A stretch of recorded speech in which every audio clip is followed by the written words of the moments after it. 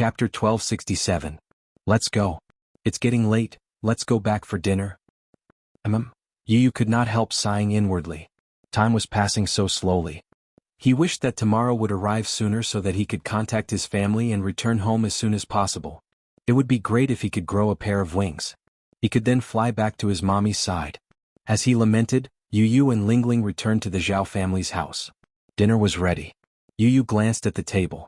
The dishes were simple and plain, but they were all homegrown vegetables and rice. Sometimes he envied such a peaceful and simple life. Yu lamented again. After thanking Zhao Xiangjuan and Li Ru, he picked up his bowl. His eating posture was so elegant that it was truly astounding. Li Ru could not help praising, "Ah Jun, look, the children in the city are indeed different. Look at his eating posture. He's just like a young master, so elegant and polite." With that, she did not forget to admonish Lingling and Daodu. "Look at you too, you should learn more from him." Lingling stuck out her tongue indignantly and buried her head in eating. After finishing his meal, Yu put down his bowl and chopsticks and thanked them again. "Thank you, uncle and auntie, for preparing such a delicious dinner for me. I'll remember your kindness when I get home." "Hey child, why are you being so polite?" Li Ru's heart was filled with sweetness when she heard this. Yun Tianyu was serious about this though. His mommy had taught him since he was young that he should remember the kindness of a drop of water. When he got home he would think of a way to repay this family handsomely. At night, there were only a few small rooms in the Zhao family's house. Usually Daodu and Lingling slept on the same bed. Now that Yu was here, they could only suffer and squeeze together with the three children. Yu was not used to beds. The Zhao family's bed was especially hard, so he did not sleep well. He tossed and turned in bed and only fell asleep in the middle of the night. In the middle of the night, Yu was half awake when he suddenly heard a commotion outside the door. Yu was awakened by the noise and saw Li Ru running in with her hair disheveled. Without saying anything, she picked up one child in each hand and woke Lingling up. She lowered her voice and said, "Lingling, wake up. Come with me." Lingling had a confused look on her face. She was half awake, but she subconsciously listened to Li Ru and ran behind her. Li Ru carried Yu and Daodu in each of her arms while Lingling followed behind her. She ran up the mountain with the three children in tow. What happened? Lingling followed behind Li Ru, panting heavily. She rubbed her sleepy eyes with one hand, obviously confused. Just now, in the middle of the night, she suddenly heard the courtyard door outside her house being kicked open. She immediately got up from the bed and rushed to the door with Zhao Xiangjuan, only to see a few men in black walking in. Their first words were, "Where's the child?" "Child?" Li Ru did not understand. "What child? Who are you? Don't play dumb. Hand over the child you saved today." They followed the trail all the way here. Just as they arrived at the village, they heard that this family had saved a child from the mountains. The child was about 7 or 8 years old and was covered in blood. They were certain that this child was the one they were looking for. Zhao Xiangjuan immediately realized that these people did not come with good intentions, so he quickly ordered Li Ru to take the child and escape from the back door, leaving him alone to deal with them. Chapter 1268. Zhao Xiangjuan immediately realized that these people were not friendly, so he hurriedly instructed his wife to run from the back door with the children, leaving him alone to hold them off.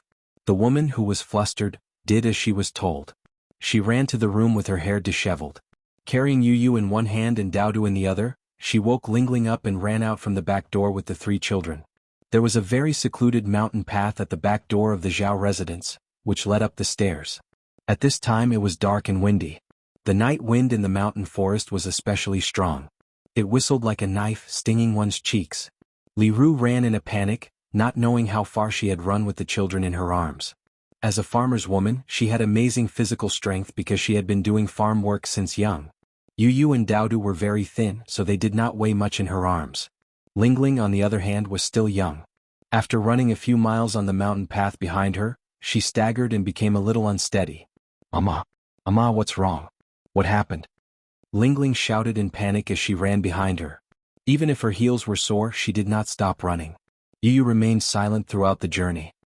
He lay on his mother's shoulder and looked in the direction of the Zhao residence from time to time. Suddenly, an ominous premonition arose in his heart. Could it be that Mu Lianjua's men had caught up with them first? He felt vaguely uneasy. His small hands clenched tightly into fists and his palms were wet with sweat. Li Ru led them to a secluded temple on the mountain. This temple was old and cold. It had been abandoned for a long time and no one had taken care of it. Usually, many children would occasionally come to this temple to play. Other than that, there were few people in this area. Li Ru hid in a small house with the children. She put them down, turned around, closed the door and locked it. Then she looked outside through the broken window from time to time. Yu looked around.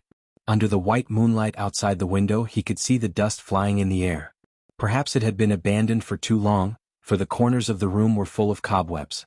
The table was crooked and had fallen to the side, missing an arm or a leg. A musty smell wafted over. The room was cold and damp.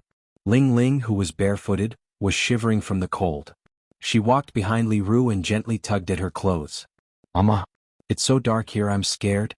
"Shh, don't make a sound." Li Ru reprimanded him sternly, and then looked outside the house vigilantly. Yu curled up in a corner, her mind racing. He didn't know what had happened, but when he was half awake, he vaguely heard a gunshot and a fierce kick on the door. Then Li Ru ran in with her hair disheveled. Without saying a word, she carried him and Lil P and ran to the back room. He guessed that something must have happened. Yu pursed her lips and looked up at Li Ru, only to see that she was still in shock. Her chest was heaving up and down violently, and her eyes were filled with fear. He walked over and placed his little hand gently on her shoulder. This small action seemed to have given her a dose of reassurance. Only then did Li Ru's emotions ease up a little. "Auntie, what happened?" Chapter 1269. In an instant, all her fears collapsed. She burst into tears. "I don't know either. I really don't know what happened. Your uncle told me to bring you guys away first, so I didn't think much about it." She then gave him a rough account of the situation. Upon hearing this, Yu guessed that the assassins sent by Mu Lianjue had caught up with them. "Auntie, why didn't you tell me earlier?" Yu looked at her with a complicated gaze. "Their target is me. There's no need to implicate you guys." In his heart, he felt grateful and guilty toward Zhao Xiangjuan. Those people wanted them to hand over the child, so Yu was certain that they were here for him. In fact, as long as Zhao Xiangjuan handed him over, they would not be implicated. Yu did not want to implicate the innocent, nor did he want to sacrifice unrelated people. Hence he stood up and walked toward the door. Li Ru pulled him back. "Where are you going?" "Those people are here for me." Yu replied in a low voice, "If I go back now, Uncle will be safe. Otherwise, I'm afraid that something will happen to him." "No. It's too dangerous for you to go back." They all had guns in their hands now. "It's too dangerous." Li Ru insisted on not going back. She was not cultured, but her nature was simple and honest. She was very kind. She could not watch such a young child put himself in danger. "Don't worry, your uncle will be fine. He'll be fine." Li Ru kept repeating these words as if she was hypnotizing herself. She kept consoling herself. Yu felt especially upset. In his heart, he only hoped that Zhao Xiangjuan would be safe and sound. Ling Ling and Lil P were huddled together helplessly, shivering from the cold. She had no idea what was going on, and her eyes were filled with fear. Lil P, on the other hand, was also panicking. She snuggled tightly in Ling Ling's arms and widened her eyes pitifully. There was only confusion and fear in her eyes. Li Ru hugged Yu tightly in her arms. She felt extremely uneasy and tormented all the time. Time passed second by second and it felt like a century. The sky gradually brightened and it was dawn. Suddenly shouts could be heard from the mountain. "Aru, Aru? Daoda's mother?"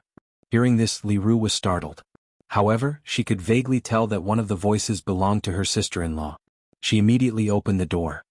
"Qingfen," Li Ru called out. A series of messy footsteps ran in her direction. Soon, a group of villagers rushed into the temple. Seeing that it was Li Ru, her sister-in-law rushed over with tears streaming down her face, wailing loudly, "Li Ru, hurry back and take a look. My father, my father." Hearing this, Li Ru became nervous. What happened to his father? The woman slapped her thigh with tears in her eyes. Suddenly she saw Yun Tianyu behind Li Ru. She rushed over and pushed his shoulder. Yun Tianyu was suddenly pushed to the ground. When his back hit the ground, it affected his wound. He involuntarily sucked in a breath of cold air from the pain and opened his eyes abruptly. Ling Ling was shocked. She hurried forward and helped Yu up. Li Ru was stunned and shouted, "Qingfen, what are you doing? Why did you push this doll?" Chapter 1270. "What do you mean by that?" She panicked. "What's going on? What's wrong with my son's father? Tell me quickly." Qingfen hurriedly said, "My son's dying, you'd better go back and take a look." She screamed and immediately ran in the direction of the house. Yu Yu and Lingling looked at each other before the three children followed closely behind. She ran all the way down the mountain and rushed into the courtyard. Seeing 5 fully armed men, she was stunned at first. Her heart skipped a beat and she took a step back. However, when she calmed herself down and sized up the men standing in front of her, she realized that they were not the men in black who had broken into the house in the middle of the night. Li Ru looked around with trepidation, only to find that there were a few cold corpses lying at the feet of these people. Her eyes widened in fright and she subconsciously screamed, "Ah!" For so many years, Anyang village had been a peaceful place with simple folk customs. Everyone was united and friendly and no one had ever died here. Hence, this was the first time she had seen such a tragic scene. She took a closer look and saw that these corpses belonged to none other than the men in black who had broken into the house in the middle of the night with guns in their hands. The thick and pungent smell of blood assaulted her nostrils. Li Ru was frightened and took a few steps back. At the same time, she became vigilant and looked at the men in front of her warily. Who are you?" The mercenaries turned around and glanced at her before asking coldly, "Where's the child?" She was even more alarmed when she heard that. "Who are you?" Yu Yu and Lingling arrived just as she finished speaking. She anxiously stepped forward and shielded him behind her. When the mercenaries saw Yun Tianyu, the leader of the group took out a photo from his breast pocket. After carefully comparing the photo, he walked toward him. Li Ru became more alert. Qingfen stomped her feet in anger. "Aru, why are you still helping this scourge at this point? Hand the child over to them." "No. The child is innocent, we can't hand him over to them," she insisted stubbornly. Yu Yu furrowed his brows and glanced at the mercenaries. When he saw the Hurricane Group logo on their armbands, his brows relaxed and he slowly pushed her away. She was shocked and reached out to pull him back, but Yu Yu placed his hand on the back of hers. "Don't worry, Auntie." With that, he turned around and calmly walked toward the mercenaries. Just when everyone thought that these mercenaries would take the children away in a rough manner, the moment they saw Yun Tianyu standing in front of them, the burly men immediately got down on one knee. "Director Yun, we're here to receive you." After they finished speaking, they all lowered their heads, and a respectful expression appeared on their cold faces. This scene caused everyone to be shocked. Did they hear it? These men actually addressed a 7 or 8-year-old child. In their impression, this was a name on Yun. Everyone was baffled and found it hard to digest this fact. Yu Yu glanced at them and asked in a low voice, "What exactly happened?" Chapter 1271. It turned out that, as Vermilion Bird's subordinates, they were sent as the vanguard to search for his whereabouts. They followed his trail all the way here, but they did not expect to be beaten to it by Mu Lianjue's assassins. By the time they arrived, Mu Lianjue's men had already shot and injured Zhao Xiangjuan. The two sides met and exchanged gunfire. Vermilion Bird's vanguard was of superior quality and killed Mu Lianjue's men in less than 10 seconds. At this time, Zhao Xiangjuan was already on the verge of death. He only had one last breath left. They observed for a while and found that the man's thigh was hit by a bullet, but it was not fatal. What was fatal was the bullet that hit his lung. They had experienced too many casualties in their lives. After checking his injury and performing emergency treatment, they found that the bullet had penetrated the man's lung artery. Generally speaking, a bullet in the lung was the cruelest. A person would suffer massive bleeding from a bullet in the lung, resulting in pneumothorax. They would fall into a coma or even go into shock due to breathing difficulties. 2 to 3 hours later, they would die from respiratory failure due to the massive bleeding in the lung. There was no hope. This place was so backward that there was no way to treat such a wound. Yu Yu asked, "Where is he?" "Where is he?" "In the house." As soon as she said that, she ran into the house like a madwoman. However, just as she stepped into the house, she vaguely heard a man's heavy breathing coming from the room. Lingling followed behind her. The mother-daughter pair rushed into the room, only to be stunned when they saw Zhao Xiangjuan lying on the bed and convulsing all over. They were stunned for a few seconds. Then she let out a sorrowful scream. Her legs went weak as she stumbled to the bedside. "Ajun? Ajun, what's wrong with you?" "Father." Lingling pounced on him as well. She held the man's face in her hands, only to see that his eyes were rolled back and blood was foaming at the corner of his mouth while his breathing was rapid. He seemed to be dying. This realization was undoubtedly the end of the world for her. She felt as if she was about to be drowned out by an overwhelming fear. It was as if the sky was about to collapse. Zhao Linghua didn't know what had happened. She didn't know why Zhao Xiangjuan was injured, but seeing him constantly coughing up blood, she knew that this was a bad sign. She was so scared that she opened her mouth and began to cry. Father. Father, what's wrong with you? Father. Amid lingering sorrowful cries, Li Ru's body swayed. She almost blacked out and fainted. She held on to the bed, still unable to calm her emotions. She did not know any medical knowledge, but looking at Zhao Xiangjuan's condition, she knew that it was over. He could not be saved. Li Ru's heart was filled with grief. She threw herself onto Zhao Xiangjuan and burst into tears. Li Ru and Zhao Xiangjuan had always been very loving. The two of them were introduced to each other by their families. Li Ru admired Zhao Xiangjuan's honesty, and Zhao Xiangjuan loved her very much. She had also imagined countless scenes of life and death, but she never thought that one day she would lose him under such circumstances. The most painful thing in the world is the separation of life and death. Chapter 1272. Yu Yu and Lil Pi rushed into the house and smelled the pungent smell of blood. He walked to the bed and saw the blood on the man's lips. He was stunned. Li Ru was on the verge of breaking down. She hugged Zhao Xiangjuan's shoulders tightly and cried. Lil Pi surrounded Zhao Xiangjuan and their eyes were red. Yu Yu, who was standing at the side, could not bear it and instantly felt extremely guilty. Douda glanced at him all of a sudden. He took a step forward, clenched his fists and punched Yu Yu's body. Give me back my father. Give him back to me, give him back to me. Lil Pi cried and punched him. He was so weak that it was pathetic. Yu Yu did not dodge. He was also very sad. Even he did not expect this to happen. How did this happen? Yu Yu mumbled in confusion. It's all your fault. It's all your fault. Lil Pi collapsed on the ground and wailed. He rubbed his eyes and his face was wet with tears. Li Ru and Lil Pi were also in tears. Red Sparrow received news that the man had been found. She immediately rushed over with her men after receiving the coordinates. It was already dawn. When Red Sparrow arrived, she saw that the Zhao family had already started to prepare for the funeral. People were coming in and out. Li Ru had to pull herself together and start to prepare for the funeral. Zhao Xiangjuan had already passed away. Yu Yu sat at the door with a gloomy face. Red Sparrow raised her hand and gestured for her men to wait for her orders. She walked to Yu Yu and squatted down. President Yun, I'm sorry I'm late. Yu Yu's eyes were gloomy as he lowered his head without saying a word. The vermilion bird was slightly startled. She could not help but reach out and gently place her hand on his shoulder. Yu Yu suddenly raised his hand and held her hand tightly. President Yun? Red Sparrow was stunned and looked at him in surprise. Colonel Vermilion Bird, where have you been?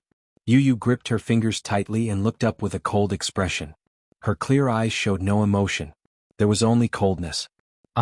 Why can Mu Lianjua's men chase us here but you can't? Yu Yu's voice was cold. He looked at her angrily and reprimanded, Tell me the reason. The Vermilion Bird was stunned. Although this child was young, the aura he exuded was extremely oppressive and domineering. She was slightly shocked. Are you really going to give your all in this operation? Yu Yu said coldly, Don't tell me, Colonel Suzaku, you're worse than those people? I'm very disappointed in you. I'm sorry, President Yun. This time, it's my fault. Vermilion Bird lowered her head in guilt. Yu Yu said mercilessly, Reflect on yourself when you get back. Red Sparrow said firmly, Yes. She carefully observed his expression and asked in a low voice, President Yun, I'll bring you back now. No. Yu Yu replied. Yu Yu sighed. I'll go back after attending the funeral. She replied, Okay. The news reached the Mu family. Mu Yaja was relieved to know that they had found Yun Tianyou's whereabouts. He heard that the child was safe and only slightly injured. He would be staying there to recuperate for a few days.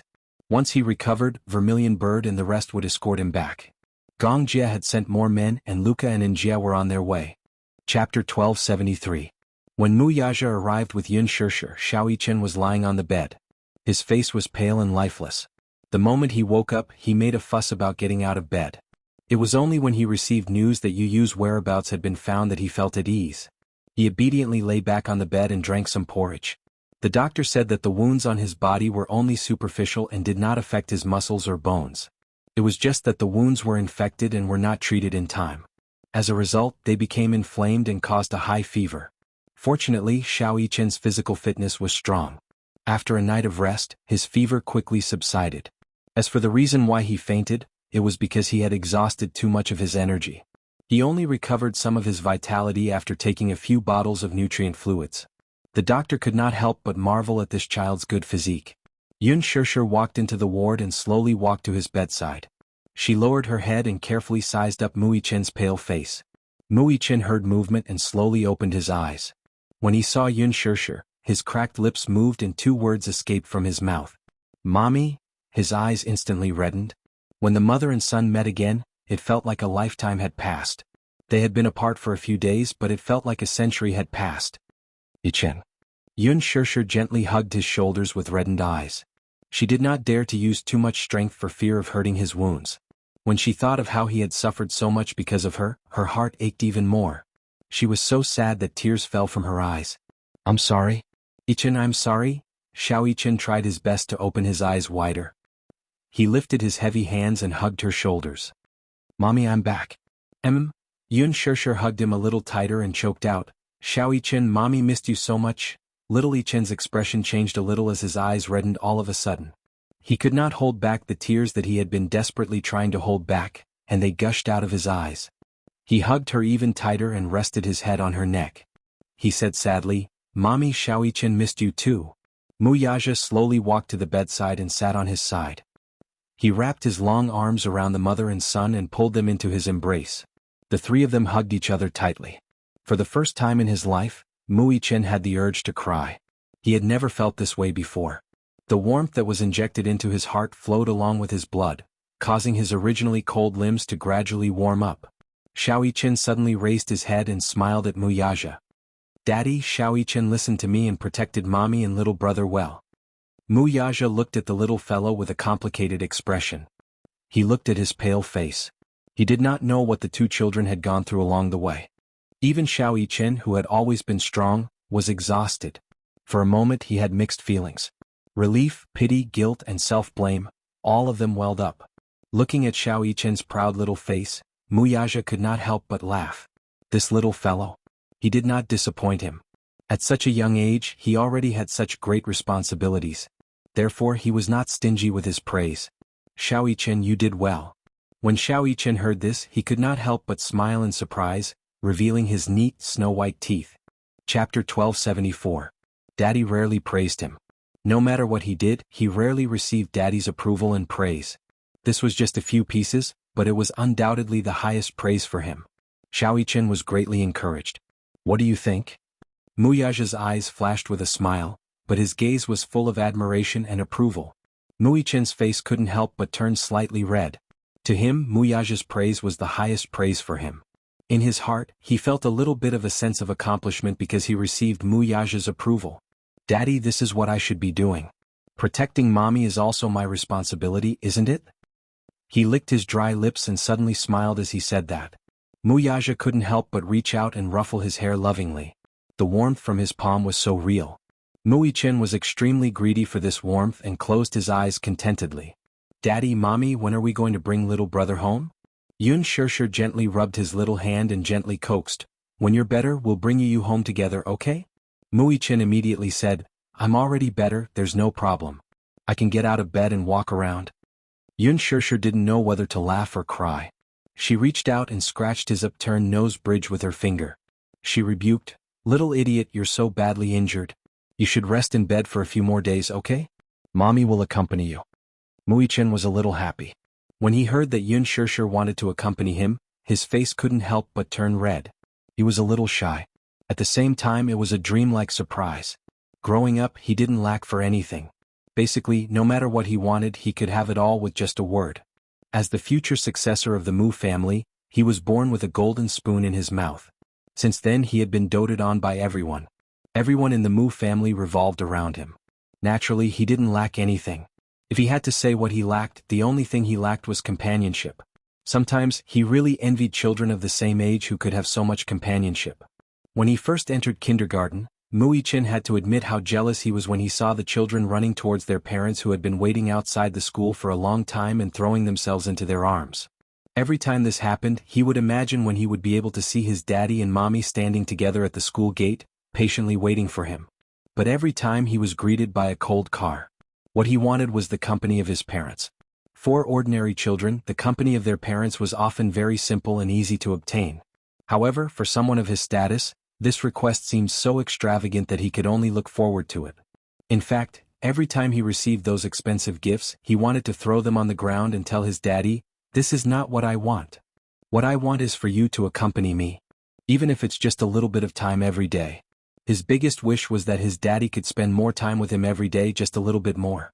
Although this thought was a little greedy, it was his most sincere wish. However, it was different now. He had a mommy. Mommy would accompany him and patiently care for him by his bedside. She would peel fruits for him, cut them into small pieces and patiently feed them to him. Chapter 1275. A child's world was so simple. What they wanted was usually very simple. At the thought that his mommy would be by his side for the next few days, Muichin's heart leaped with joy.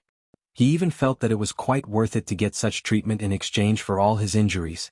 When he thought about how he had gotten injured in the past during the special training camp and how he had pulled through in the end, he really felt a little pitiful when he thought about it. Sometimes this daddy of his was really lousy. Mommy is still the best. As he thought about this, he couldn't help but put his thoughts on his face as he snuggled up in Yun Shirshir's arms. At the same time, from the corner of his eye, he lightly glared at Muyaja as if to say in disdain, "Mommy still loves me the most." After saying this, he didn't forget to stick out his tongue at Muyaja provocatively. Yun Shirshir didn't know whether to laugh or cry, but she couldn't help pinching his cheeks. This kid had only been with Yu for a short period of time, but he had also become so clever. In the past, no matter what, he would never have said such a thing. Muichin beamed with joy and hugged Yun Shirshir tightly, completely ignoring Muyaja. Muyaja felt that he had been left out. This kid. Muyaja chided in his heart, but in the end, from the bottom of his eyes, there was a rare doting and playful look that was rarely seen. The most bland happiness was nothing more than this. He thought in his heart. Muichin suddenly thought of something and his good-looking brows suddenly raised slightly. He lifted his little face and whispered into Yun Shirshir's ear, "Mommy, when are you going to give birth to a younger sister for me?" When these words entered Yun Shirshir's ears, her face immediately flushed red. She pursed her lips, obviously a little shy. Muichin's question had really caught her off guard and she was completely unprepared. Muyaja didn't hear what Muichin whispered into Yun Shirshir's ear. He only saw her face change as if she was a little embarrassed. Yun Shirshir rebuked and poked Muichin's head. She laughed and said, "What are you thinking about all day long? Mommy, are you shy?" Muichin looked at her, black and white eyes, bright, shining with a naughty luster. Yun Shirshir blushed when she heard this. Muyaja glanced at him and couldn't help but ask, "What were you whispering about?" Before Muichin could say anything, Yun Shirshir immediately said, "Don't tell him." Muyaja's eyes narrowed dangerously as he swept his gaze over Yun Shirshir and Xiaoyichen. In reality, Muichin had always wanted a younger sister. He had even fantasized that if he had an adorable younger sister, he would definitely dote on her to the core and give her a lot of love. He would treat her like a little princess in the palm of his hand and make her happy and blissful. Perhaps this had something to do with his personality. Xiaoyichen had been instilled with strict teaching since he was young. This made him extraordinarily responsible at a young age. He liked to take care of the weak. He wanted a younger sister because he had seen a pair of siblings outside an ice cream shop. The older brother was very tall, about 1.8 meters tall, while the younger sister was as small as a bean, riding on the older brother's shoulder. Chapter 1276. However, it wasn't difficult for him to see her dependence on her brother. Her brother had been carefully protecting her from the start. The doting and gentle look in his eyes made the entire scene seem very loving. He was extremely envious. He really wanted to have a younger sister like her. Then he could also dote on her, protect her, and accompany her as she grew up. This was Xiaoyichen's ultimate dream. He thought that if he had a younger sister, he would definitely be a successful and responsible older brother. As he thought about this, the hope in his heart burned even more.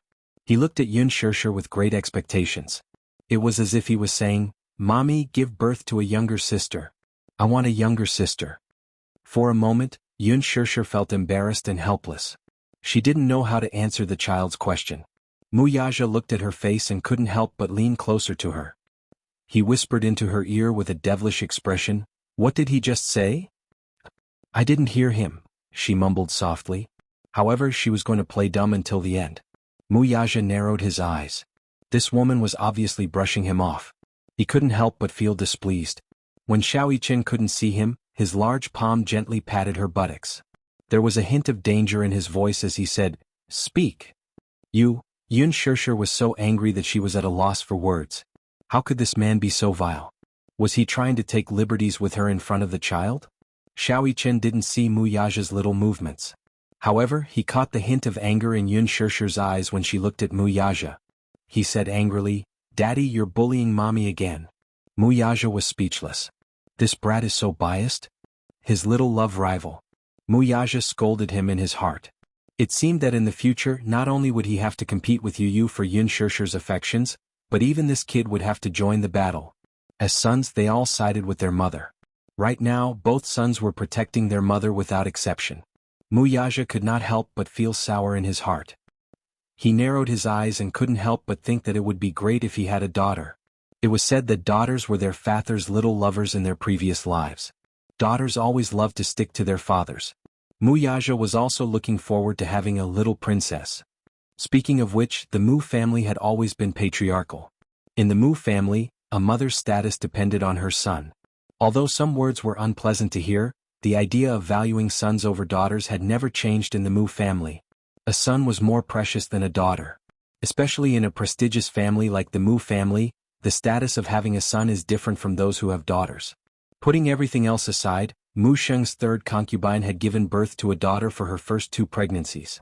When she was pregnant with her third child, she panicked and did a checkup to find out that it was still a daughter. Gritting her teeth, she stomped her feet and aborted the child.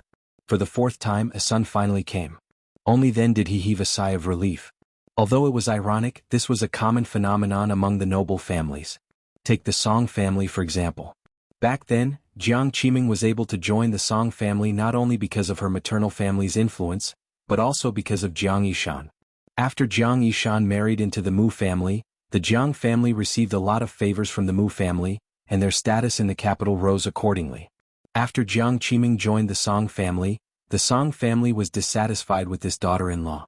Chapter 1277. In the end, Song Jinghua married Jiang Qiming. When Jiang Qiming first married into the Song family, Madame Song said that she hoped that she could bear children for the family. When these words entered Jiang Qiming's ears, she felt a little upset. She felt that she had become a fertility machine after marrying into the Song family. Before she married into the family, she heard that Madame Song was famous for favoring sons over daughters. Jiang Qiming had carefully inquired about it. At that time Madame Song said to her, "Sons and daughters are the same. They are all the blood of the Jiang family and are Jinghua's flesh and blood. Even if you give birth to a daughter, I will still treat and love her as my precious darling." Jiang Qiming successfully got pregnant after a year of marriage with Song Jinghua. However, when the doctor told Madame Song that Jiang Qiming was pregnant with a girl, Madame Song's expression changed immediately. Jiang Qiming had secretly heard a conversation between Madame Song and Song Jinghua. Madame Song secretly blamed Jiang Qiming for not being able to bear a son and scolded her constantly.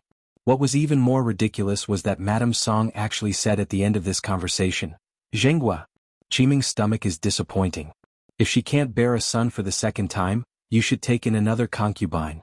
The Song family can't lose its roots. There are 3 ways to be unfilial, but having no descendants is the worst. Mom still hopes to carry a grandson." From then on, Madame Song's attitude toward Jiang Qiming changed a little. When the child was born, it turned out that it was a boy. It turned out that there was a mistake in the paternity test. When Madame Song saw that she had given birth to a son, she was surprised and overjoyed. Even her attitude toward Jiang Qiming changed a little. After having Song Yunxi as a son, Jiang Qiming gave birth to Song Enya and Song Inxi one after another. In addition, Mu Yaja especially doted on Song Enya and Song Inxi, so the 2 sisters were so favored in the Song family. However, Mu Yaja did not have such old-fashioned thoughts. In his heart he preferred daughters. When Song Inxi was just born, he carried her in his arms. The child was so small. Her wrinkled little face was red, and her 2 little hands were grabbing his fingers randomly. She held them in her mouth and nibbled on his fingers happily. When Song Inxi's eyebrows matured a little, she entered his eyes and received more love from him. Every time he held this squishy little ball in his arms, he would fantasize that he could also have a daughter like this. Small, soft, cute, beautiful, who liked to stick to him and play in his arms. Just thinking about it made him feel so happy. Unknowingly, this little princess complex is rooted in his heart. He always wanted a daughter, aunt's son and sons as his thoughts. This was especially so when Yun Shirsher, with her son's protection, could not help lifting her chin and glancing at him smugly. In his eyes, it was obvious that she was flaunting. The idea of having a daughter became even more restless. Was Song's, he told her. He is two families of all of this Song family. This sentence made Yun Shishir's face look even more familiar. This father and son pair? She simply didn't know what to say. One of them said, "Give me a sister." The other said, "Let's have a daughter." The father and son were the same. How could they have a daughter just because they wanted one? How many people wanted to have a son but ended up with a daughter? Chapter 1278. So many people hoped for a daughter, but in the end they gave birth to a son. Some things, the more one thought about it, the harder it was for them to come. Giving birth to a son or a daughter depended on fate. You couldn't just get what you wanted. Muyaja lowered his gaze and sized up Yun Shishir's blushing face. He couldn't help but chuckle playfully and pecked her tender cheek. "What? You don't want to?" Yun Shishir said angrily, "Stop fooling around." When Muyi-chin saw the intimate scene between the two of them, he immediately covered his eyes shyly. However, at the same time he didn't forget to open his fingers a little and peek through them. Muyaja snickered in his heart. This kid might look silly and adorable on the surface, but in reality he could be very sly at times. The father and son looked at each other silently, their gazes secretly challenging each other. "Daddy, what were you whispering to mommy just now?" Muyaja snorted coldly. His sexy lips opened and closed as he said, "It's a secret." Xiaoyi-chen was angry. He puffed up his cheeks and glared at him angrily. Yun Shishir was amused by the confrontation between the father and son. What a pair of clowns. She thought to herself, but she also found it interesting. When Muyi-chin saw Yun Shishir laughing secretly, he immediately looked at her with an aggrieved expression. "Mommy, Daddy is bullying me." Yun Shishir didn't know whether to laugh or cry. "Mommy, hug." Xiaoyi-chen looked like he was going to pounce into her embrace. However, Muyaja suddenly leaned forward and stood in between them. He took the opportunity to pull Yun Shishir into his embrace. Xiaoyi-chen bumped into his hard back unexpectedly. He held his forehead in pain and looked up, only to see the provocation in Muyaja's eyes. "Yun Shishir." Xiaoyi-chen looked resentful. "Daddy. Let go of my mommy. Mommy is mine. She's mine. It's mine. Mine." Xiaoyi-chen glared at him angrily. Muyaja was also unwilling to admit defeat. He held Yun Shishir tightly in his arms, declaring his sovereignty to her. Yun Shishir was completely speechless. What's going on? The father and son were actually fighting over her. Yun Shishir couldn't help but feel confused. "Alright, you two, stop fooling around." Yun Shishir rebuked and reached out to pinch Muyaja's face. "And you bullying Xiaoyi-chen, huh?" Muyaja grabbed her hand and pecked her fingertips. His eyes were full of love. "What's wrong? Do you feel bad?" As he spoke, he leaned close to her ear and bitterly said, "Biased." She seemed to be accusing her of being biased towards her son. Yun Shishir was amused by the hidden bitterness in his eyes. Muyi-chin suddenly licked his dry lips and said pitifully, "Mommy, I'm thirsty." Yun Shishir immediately stood up. "Mommy will get you some water." "Okay." Xiaoyi-chen nodded cutely and smiled brightly. She walked over to the cabinet and picked up the kettle. However, she realized that there was no hot water in it. Hence she said, "I'll go make some water. Baby, be good and lie down. Don't get out of bed and walk around." "Okay. If you want to eat fruit, Mommy will peel an apple for you when I come back." "Okay." Xiaoyi-chen smiled. Yun Shishir took the two kettles and left the ward. The moment the door closed, the father and son looked at each other and exchanged glances. Muyi-chin suddenly leaned against the headboard of the bed slowly. He looked like an old man. Chapter 1279. Muyaja. He wondered where this kid had learned to speak in such a manner. Xiaoyi-chen slowly added, "I have a wish that I need you to fulfill." Muyaja's curiosity was piqued when he heard that, so he asked, "What wish?" "Work harder. I want Mommy to give birth to a little sister for me." Xiaoyi-chen spoke the truth. Muyaja couldn't help but laugh. This kid had the same thoughts as him. Xiaoyi-chen had no idea what Muyaja was thinking. He casually said, "I want a little sister. Daddy, you have to work harder and fulfill my wish as soon as possible." Muyaja asked, "Is that what you said to Mommy?" "Aha." Xiaoyi-chen paused for a moment before he nodded and said, "I told Mommy that I want a little sister." Muyaja muttered, Muyi-chin suddenly thought for a moment and couldn't help but ask, "Daddy, there's something I've wanted to ask you for a long time." Muyaja glanced at him quietly and asked, "What is it?" Xiaoyi-chen chuckled and leaned forward. He smiled and asked, "Where did I come from?" Muyaja was taken aback. Whether it was a child or not, they would ask this question. Why didn't he ask this question when he was young? Xiaoyi-chen noticed that he was silent for a long time and couldn't help but urge him. Daddy, is this a difficult question? Tell me. Tell me, tell me. Muyaja glanced at him and gave him an ambiguous answer. You came from your mommy's stomach. Xiao Yichen furrowed his brows when he heard this. He didn't quite understand. He didn't quite understand. He knew that he came from mommy's stomach. He had seen pregnant women with big bellies before. At first, when he saw those women's bellies swollen like balloons, he was a little surprised and thought that they were sick. However, the teacher replied that the reason why those women's bellies were so big was because they were pregnant with babies. Xiao Yichen couldn't help but feel amazed. Therefore, he also understood that when he was young, his mommy's belly must have swollen like those women. When she was pregnant with him, his mommy must have been very tired. A child's world was so pure and innocent, and their thirst for knowledge was so strong. Muyichen knew that he came from his mommy's stomach. But what he didn't understand was how he came to be in his mommy's stomach, and how he came out of her stomach. Thus he asked the question in his heart, Daddy, then answer me. How did I get into mommy's stomach? Muyaja pondered for a moment, then threw out a typical official response. You'll understand when you grow up. What? Xiao Yichen was very unhappy with this answer. He felt that it was perfunctory. Then he straightened his back, arched his arms and showed off the muscles on his arms. Daddy, I've already grown up. Muyaja was once again speechless. Tell me, how did I get in? Xiao Yichen asked incessantly. Muyaja raised his brows, thought of a literary answer and said mysteriously, because Daddy planted a seed in Mommy's body. Xiao Yichen widened his eyes in surprise. A seed? Yes. A seed? You and your brother are that seed. Oh. Chapter 1280. When Yun Shushu returned, she saw Xiao Yichen pestering Muyaja and asking relentlessly, Daddy, then how did you plant my brother and I into Mommy's body? Yun Shushu froze on the spot when she heard that. Her face flushed red again. She was embarrassed and annoyed as she glared at Muyaja angrily. She didn't know what the father and son were secretly discussing while she wasn't around. What did he mean by, planted into Mommy's body? Why did these words sound so filthy and perverted the more she listened to them? The father and son clearly didn't realize that Yun Shushu had pushed open the door and walked in. They were still discussing a certain sacred topic. As Muyaja peeled an apple for him, he said mysteriously, You've been injected before, so you should know what it's like. Yes, I know. Xiao Yichen nodded his head vigorously, his face full of curiosity. Muyaja said in a low voice, It went in just like that. Yun Shushu. Xiao Yichen widened his eyes in disbelief, but he still didn't quite understand. Daddy, I don't really understand. It's a needle used for injections. Could it be that Daddy also used a needle to inject the seed?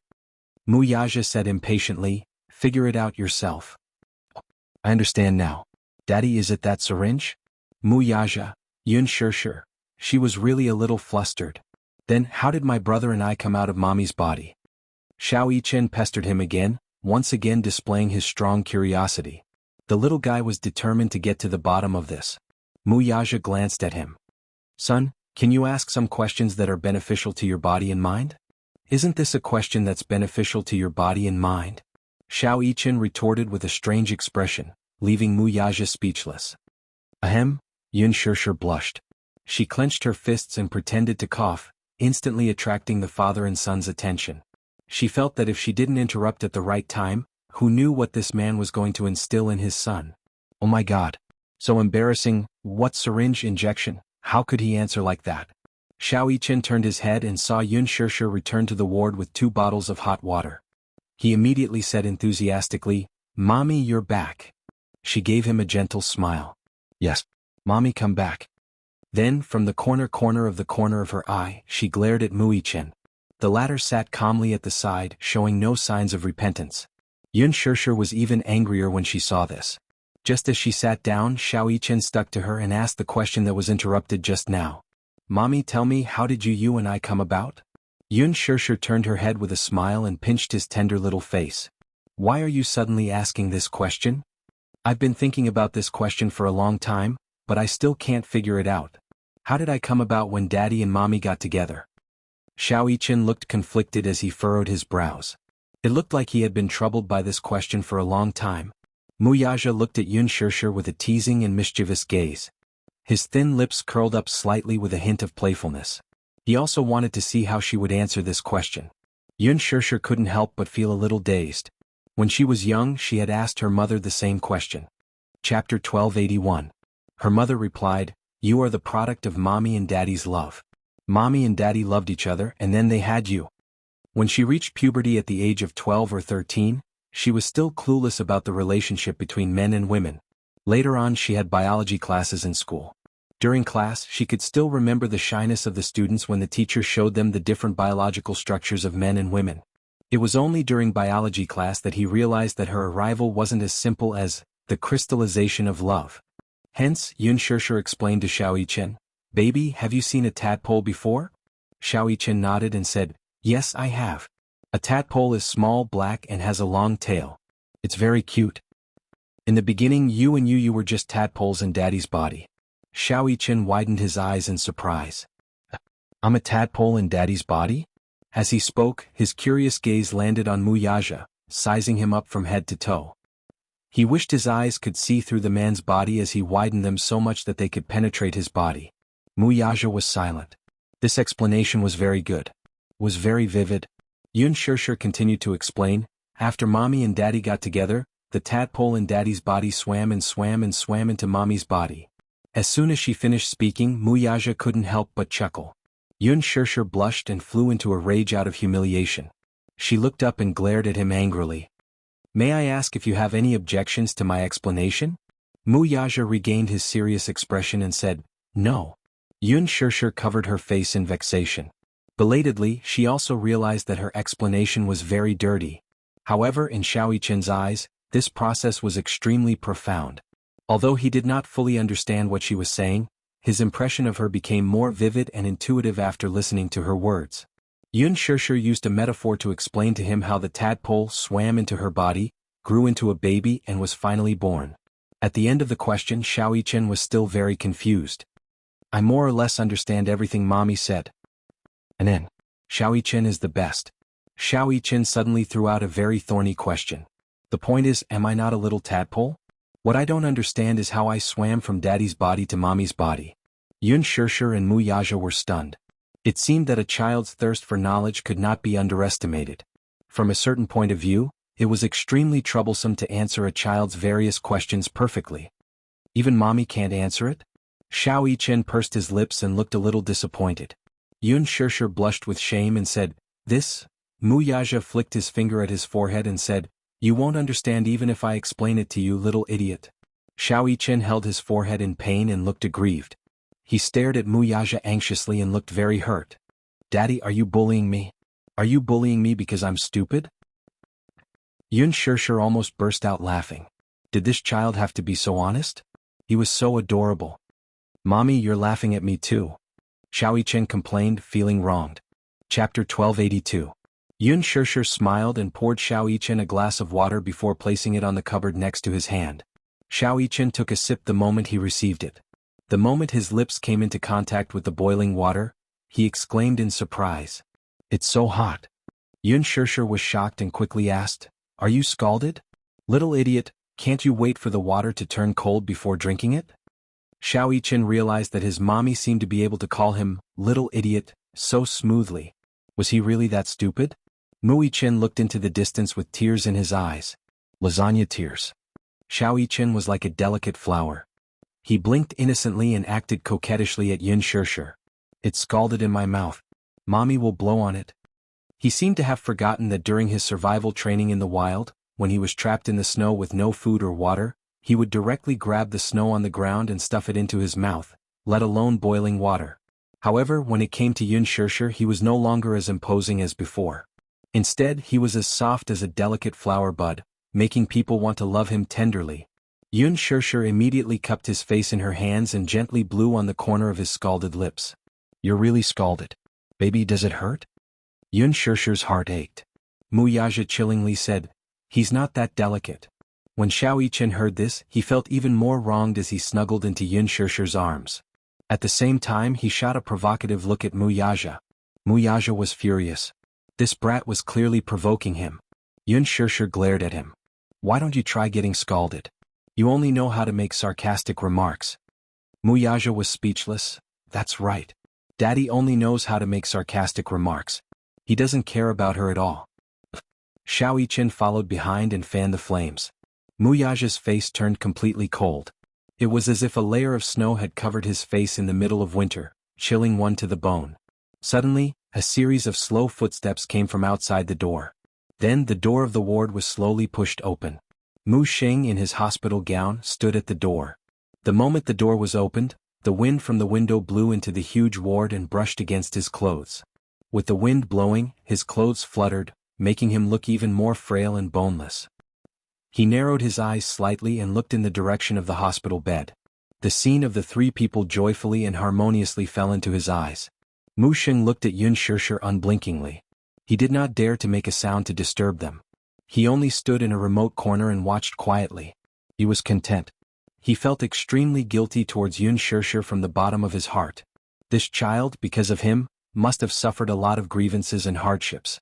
If it wasn't for her, her life would have been very ordinary and peaceful. Now, however, because of him, she had suffered so much injustice. When he thought of this, he could not forgive himself.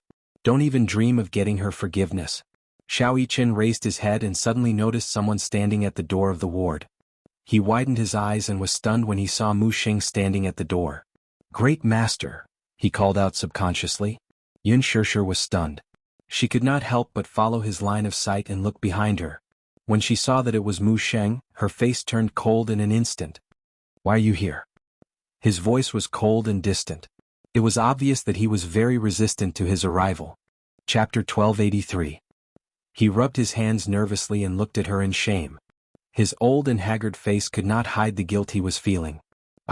I'm here to see the children. Is that okay?" he asked carefully. He had let go of all his arrogance and pride to appear so humble. His careful probing tone was as weak as a cicada's wing. Fear was written all over his face. He was afraid that she would heartlessly reject him. Yun Shishir looked at him coldly.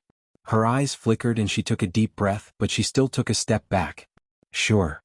As an old man and Mu Yichen's great-grandfather, it was understandable that he wanted to come in to see the children. She had no right to stop him. Previously, her attitude towards him was all because when she saw him, she thought of the two children whose life and death were uncertain. Her heart was filled with hatred. If it wasn't for this foolish old man, perhaps the two children wouldn't have fallen into such a dangerous situation. She hated his foolishness and his blindness. She hated that because of him, her mother had passed away at a young age. She hated that because of him she had suffered so much. However, now that she knew that the two children were safe, her hatred for him had more or less subsided. She was not a magnanimous person, but she knew very well that even though this old man had committed many mistakes and made many foolish choices in his life, he was, at the very least, Mu Yaja's grandfather and Mu Yichen's great-grandfather. However, the bond of blood was difficult to erase. Moreover, this pitiful old man had one foot in the grave. Even if she could not forgive him, she would not blame him too much either. Seeing her consent, Mu Xing was startled. Leaning on his cane and supported by the nurse, he slowly walked into the ward. His footsteps were heavy and slow. Perhaps his body had reached its limit, but he did not know what was supporting his weak will. He understood from the doctor that he did not have much time left and that his life was coming to an end. However, in his heart, there were still so many regrets that he could not let go of and so many knots that had yet to be untied. How could he close his eyes in peace?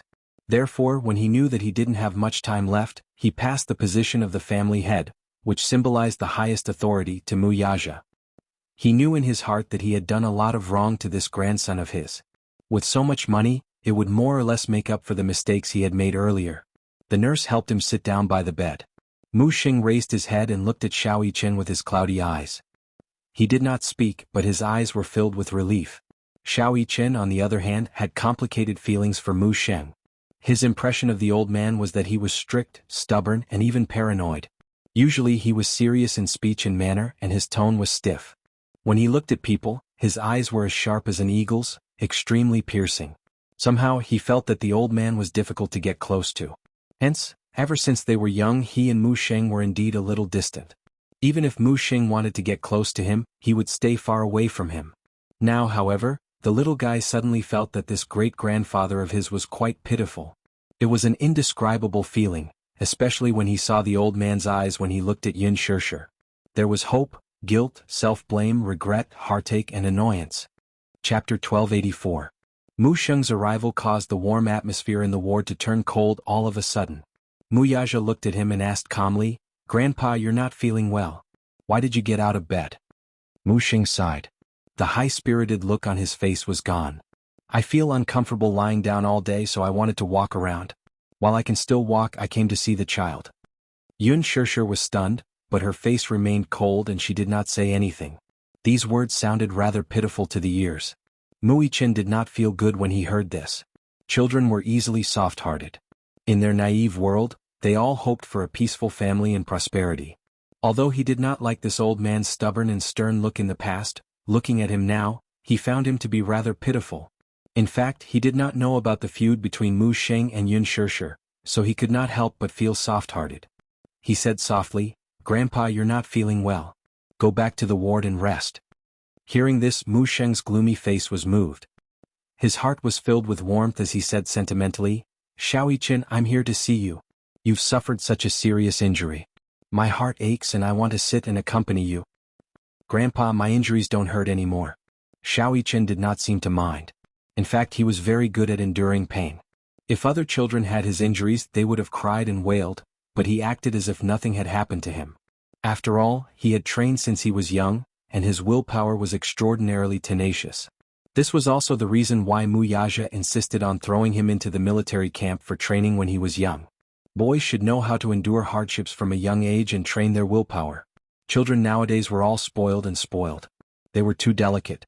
He did not want his son to be raised into a little princess. Boys should be trained. Hearing this, Mu Xing smiled and gently placed his wrinkled hand on the back of his son's hand. When Grandpa Mu was young, he had been in the army. He had been on the battlefield and had also trained. His hand that had held a gun before had a thick layer of calluses on it. Now that he was old, his hand was rough and coarse. It was painful to look at. Yun Shishir looked at him indifferently. Her face was expressionless and her eyes were cold. Although she felt sorry for the old man and found him to be rather pitiful, how could he not be hateful when he was pitiful? There was a saying that went like this: a pitiful person must have a hateful side. Made sense. When this old man was young, he was also a person who could summon the wind and summon the rain. With such a prominent position, he could cover the sky with one hand. Just now, in ancient times, he was also a figure of a generation of warlords, generals, ministers, and even the monarch of a country. When he was young, he was swift and decisive, but when he got older, he became muddle-headed and made some mistakes. Her impression of him was all from her mother. Selfish, foolish, and cruel executioner. Other than that, there was no direct impression. However, although he wasn't the main cause of his mother's death and his brother's separation, he was a part of the reason. Hence, it was difficult for her to let go and forgive him. The pain of losing a loved one was still deeply ingrained in her heart. Although this wound had scabbed over with the passage of time, it was still unbearably painful when touched. An unintentional mistake was still a mistake. Chapter 1285. It did not mean that she could be forgiven just because it was unintentional. She was not magnanimous enough to forgive someone who had driven her mother to her death. Yun Shishir stood up abruptly and walked to the window. With her back facing the old man, she looked out the window. She did not want to see him even if it was just a glance. Mu Xing raised his head and looked at Yun Shishir's cold and resolute back view. His eyes were filled with grief and helplessness. He stood up and walked to Yun Shishir's side. He carefully reached out his aged hand, wanting to place it on her shoulder. However, at the thought of Yun Shishir's cold expression when she looked at him earlier, his outstretched hand froze in midair and he slowly retracted it. "Shishir, turn around and let Grandpa take a good look at you, okay?" He pleaded in his heart. His face was miserable and his eyes were glistening with tears. Yun Shishir did not move and did not turn around. His heart was filled with misery as he pleaded again and again, "Grandpa knows his mistake. It's really his mistake. Grandpa really doesn't ask for your forgiveness. I only ask that you give Grandpa a chance to make it up to you." Shishir. Actually, Grandpa has been so many years. With a sigh, he reached out to hold her hand. Yun Shishir dodged him out of the blue, causing his hand to miss her. The corner of his lips twitched, and his face was instantly filled with grief. Tears actually rolled down his cheeks at once. He was an 80-year-old man. In his life, he had always been resolute. He had always been stubborn and arrogant. He had never shown such a weak side before. In front of Muyaja and Xiaoichin, his face was filled with tears. He was so sad. "At least give Grandpa a chance to make it up to you. Even if it's just a chance to atone for my sins, it's good enough." He pleaded again and again. His weathered voice sounded from behind her. Sure. Grandpa knows that I've done many foolish things in my life. Grandpa knows his mistake. Grandpa is really wrong. Grandpa is old and muddle-headed. That's why I took a thief as my daughter. If you can forgive Grandpa, you can call me whatever you want. Grandpa? Yun Shirshir sucked in a deep breath of cold air and turned around abruptly. Her cold eyes pierced his body fiercely. However, she laughed mockingly and sarcastically said with an expressionless face, "You think you're qualified to call yourself my grandfather?" The old man stared at her with widened eyes in shock. "Do you know what my mother said about you?" She suddenly smiled cruelly and her face turned cold. "My mother said that you are a cruel executioner, a murderer who destroyed her life. It was you who destroyed her happiness. It was you who caused her to wander about in misery. She said that the Mu family was a dragon's lair and a tiger's den. She told me not to take a single step into it. She even said that the Mu family's Mu Sheng was the cruelest and most terrifying executioner in the world. You want me to forgive you? That's a big mistake." His face turned ashen at her words as he stared at her in disbelief. The emotions in his eyes fluctuated unpredictably. From the initial shock and astonishment, to the subsequent pain and disappointment and finally regret and heartache. He really did not expect that Qingqing, whom he had always doted on and treated as his own, would say such cruel words. Chapter 1286. Mu Sheng felt waves of pain in his chest. His heart was already in a state of failure. Now that he was agitated by Yun Shirshir's words, he froze and found it hard to move. His face alternated between green and white as his breathing quickened. He clutched his chest tightly, his face contorting in pain. Yun Shirshir did not know what condition he was in. She thought that the old man was pretending to be pitiful to gain her sympathy. Was it useful to pretend to be pitiful? She would never forgive him. Thinking of her mother being buried in a sea of fire, Yun Shirshir hated him even more. She said coldly, I don't want to see you again." Mu Sheng clutched his chest and did not move. He only bit his lower lip and looked at her with a face full of pain. Yun Shirshir sized him up and asked, "Why? You're not leaving? You're not leaving, are you?" After a pause, her lips twitched and she said expressionlessly, "Fine. If you're not leaving, I'll leave." With that, Yun Shirshir turned around and walked toward the door. Mu Sheng finally panicked. He hurriedly reached out to pull her, but halfway through, his whole body suddenly convulsed. He stiffened and collapsed to the ground. Seeing this, Mu Yaja was startled. He walked forward and supported him with his strong arms. Yun Shirshir turned her head when she heard the strange commotion, only to see the old man fainting from anger. Her face stiffened at once. Mu Yaja lowered his head to look at the old man with a cold face. When he raised his head and met Yun Shirshir's startled gaze, he lightly reminded her, "The old man's health is not good." Hence, he carried the old man in his arms and hurriedly left the ward. Yun Shirshir furrowed her brows in a daze. Without thinking much, she subconsciously followed Mu Yaja's footsteps. By the time they arrived, Mu Sheng had already been sent to the emergency room. The door was tightly shut, and Mu Yaja was sitting outside with a cigarette between his fingers. He was deep in thought with a frown. She slowly walked up. She seemed to have realized that the words she had said in front of the old man were too hurtful. For a moment she felt a little vexed. Yun Shirshir lowered her head and leaned against him. She remained silent for a long time without saying a word. The lights in the operating theater were switched on for several hours. Mu Yaja was waiting outside the door. He was sitting on a bench with an icy expression on his face. Yun Shirshir sat at the side and both of them were silent. After what felt like a century, Mu Yaja suddenly said, "I used to hate him as much as you do." Mu Sheng was once the man whom he hated to the core. Grandpa Mu was a traditional man. He was old-fashioned and dogmatic. He had done many things that made him gnash his teeth in anger. However, no matter how many mistakes he had made, the fortune and misfortune in his life were all related to him. His greatest fortune was to be able to meet Yun Shirshir. If not for Mu Sheng, he might have missed her in this lifetime. Regardless of whether it was right or wrong, everything seemed to be destined. Because of that, his hatred had already been diluted by quite a bit. Yun Shirshir did not understand the meaning behind his words. Just as she was stunned, the door to the operating theater suddenly opened.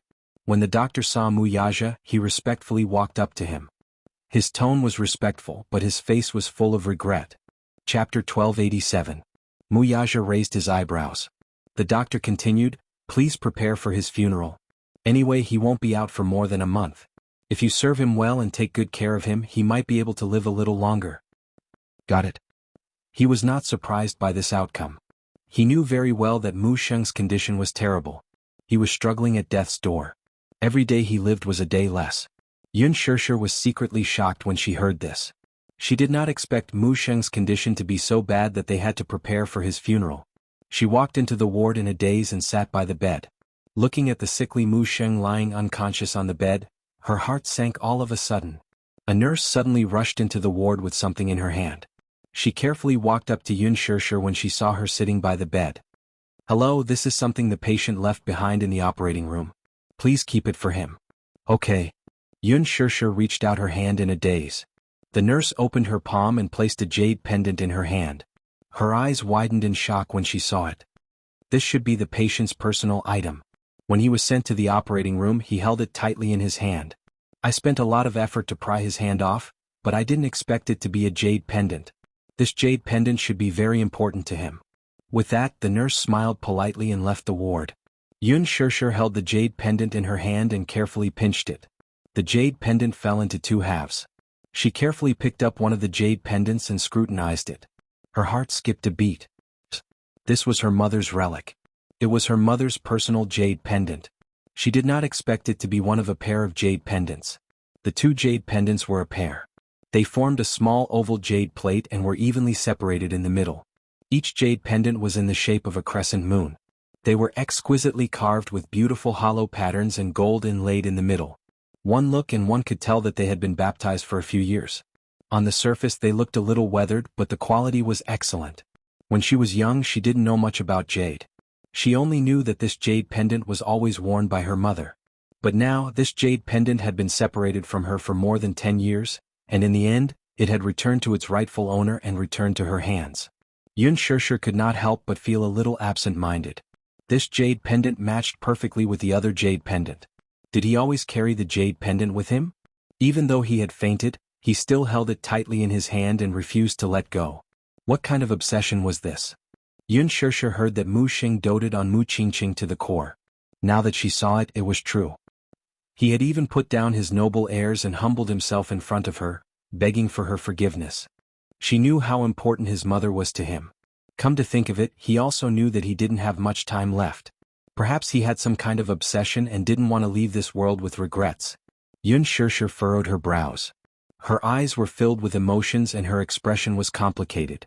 Xiao Yichen walked to the door of the ward and saw Yun Shishir maintaining the same posture as she looked down at Mu Sheng, who was lying on the bed. His heart suddenly felt uncomfortable. He walked behind her, reached out his hand and gently hugged her shoulder. "Mommy? Chapter 1288. I heard from Daddy that Grandpa's condition isn't too good, so I'm here to visit him." Yun Shishir hugged him in her arms and gently kissed his forehead. Xiao Yichen said, "Mommy, let's take a family photo when little brother comes home, okay?" He paused for a moment before adding, "Let's take a family photo with great-grandpa." Yun Shishir was stunned, but Mu Yichen continued, "That's because great-grandpa told me that his biggest wish is to take a family photo while he's still alive." She was silent for a moment before her lips curled into a smile. "Okay." After 2 days of recuperation, Yun Qianyou's body had regained some of its vitality. Other than the wound on his shoulder, which was caused by the animal trap, which was a little serious, there were no other major issues. The Zhao family's funeral was over. Ever since they returned from the funeral, Li Ru had been busy. After the funeral, the family did not have much savings left. Li Ru often sat in front of the coffin with a face full of worry. In the middle of the night, she would often hold the only photo Zhao Xiangjuan had left behind and cry her eyes out. She really could not understand how a living person could pass away just like that. Zhao Linghua and Lil Pi, who were originally lively, had also become depressed, especially Lingling. Ever since she came back from the funeral, she had been sitting alone in Zhao Xiangjuan's room, hugging Zhao Xiangjuan's belongings with a dull expression. Yu got off the bed and walked to the window. Suddenly he heard some movement. He put on a jacket and saw a few children running toward a place. "Lingling, come quickly." A child ran into the house and pulled Zhao Linghua, who was working, by the hand. She said excitedly, "Lingling, let's go and see. There are a few beautiful cars in the village. It's so rare. Let's go take a look." "No, I still have work to do." Lingling was still a little sullen. The child, however, did not allow her to explain and shouted, "You can do your work when you're back. Let's go see something rare." As she said that, she pulled Lingling and ran out of the house. Yu stood in the courtyard with his brows slightly furrowed. Vermilion Bird walked up to him and said, "Director Yun, the Mu family is here to take you back." Yu and Vermilion Bird walked out of the house. Just as they reached the entrance of the village, they saw a group of villagers crowded around it. Everyone's eyes were filled with admiration and reverence as they looked at the row of luxurious cars parked at the entrance of the village. Everyone raised their heads and kept squeezing forward, just to get a closer look at the cars that they could only see on TV and see what they looked like. To the villagers of Anyang village, a car was a very rare thing. The villagers had never even seen an ordinary car before, let alone a Jeep or a Mercedes-Benz. It could be seen how backward Anyang village was in the backwater. A row of cars was parked at the entrance of the village, led by a black Hummer. Its streamlined body and beautiful appearance attracted everyone's attention. The person sitting in that car must be a big boss. I've been to the city and seen cars like that. Only big bosses can afford to sit in such cars. Everyone could not hide the envy in their eyes. Chapter 1289. Especially those unmarried girls in the village. When they saw him, all of them blushed and looked at him in amazement. Oh my God. This man is so handsome, just like the celebrities on TV. So handsome. Who is this man? Why did he come to our village? Look. Is he looking in my direction? Don't be so smug. Mu Yaja was dressed in a casual suit, looking neat and tidy. One look and one could tell that he was either rich or respectable. Everyone guessed that this man must be a big boss from the city. Looking at his attire and his elegant and extraordinary temperament, it was obvious that he came from a wealthy family. How could an ordinary person have such an extraordinary temperament? Even though they were separated by a distance, the man's tall and handsome facial features as well as his cold and noble aura, could not help but be deeply shocked even though they were dozens of meters away. There was an invisible air of nobility around this man. He was like a proud dragon that made people involuntarily submit to him. Such a person, no matter where he appeared, was like a god that could not be ignored. Zhao Linghua was also shocked by the man's handsome and tall figure. Growing up in the countryside, she had seen many dark-skinned, stocky men, but it was rare to see someone who was even more dazzling than the celebrities on TV. He was as elegant as a high and mighty prince. Ling Ling had never seen such a good-looking person. Even if it was just a glance, she could not shift her gaze away from him. Suddenly, her gaze fell on the man's face and she could not help but frown slightly. She felt that this man's eyebrows were somewhat familiar. Yu? That little brother? Ling Ling was shocked. This man looked so much like little brother. Especially that pair of eyes, they were very similar. At this moment, another woman came out of the car. She was wearing a black dress. It was graceful and elegant, beautiful and refined. Although it was an ordinary dress, it made her look extremely elegant and noble. She had an elegant temperament. Everyone was shocked again. The woman in front of them seemed to be made of jade. She was exquisitely carved, delicate like a porcelain doll. Her skin was so delicate and white. Her face was flawless like white jade. Her facial features were exquisite beyond compare. She was pure and beautiful. So beautiful. This woman is really beautiful. Look at her skin. It's so white and smooth. It's as beautiful as jade. Her hair is so long and black, just like satin. Her eyes are so beautiful. Just one look and my soul is about to be taken away by them. The girls in the city are really different. They take such good care of themselves. The villagers exclaimed one after another. Some of the young ladies couldn't help but feel ashamed of their inferiority. They lowered their heads to look at their own rough hands from farm work and then looked at the woman's slender fingers. Their faces couldn't help but darken. As soon as Yun Shirshir got out of the car, she saw the villagers gathered at the entrance of the village. She couldn't help but be startled and then she politely smiled at them. This smile was like 100 flowers blooming. Some people even felt a little dizzy. This big sister looks really good when she smiles, just like the beautiful princess dolls on TV. Chapter 1290.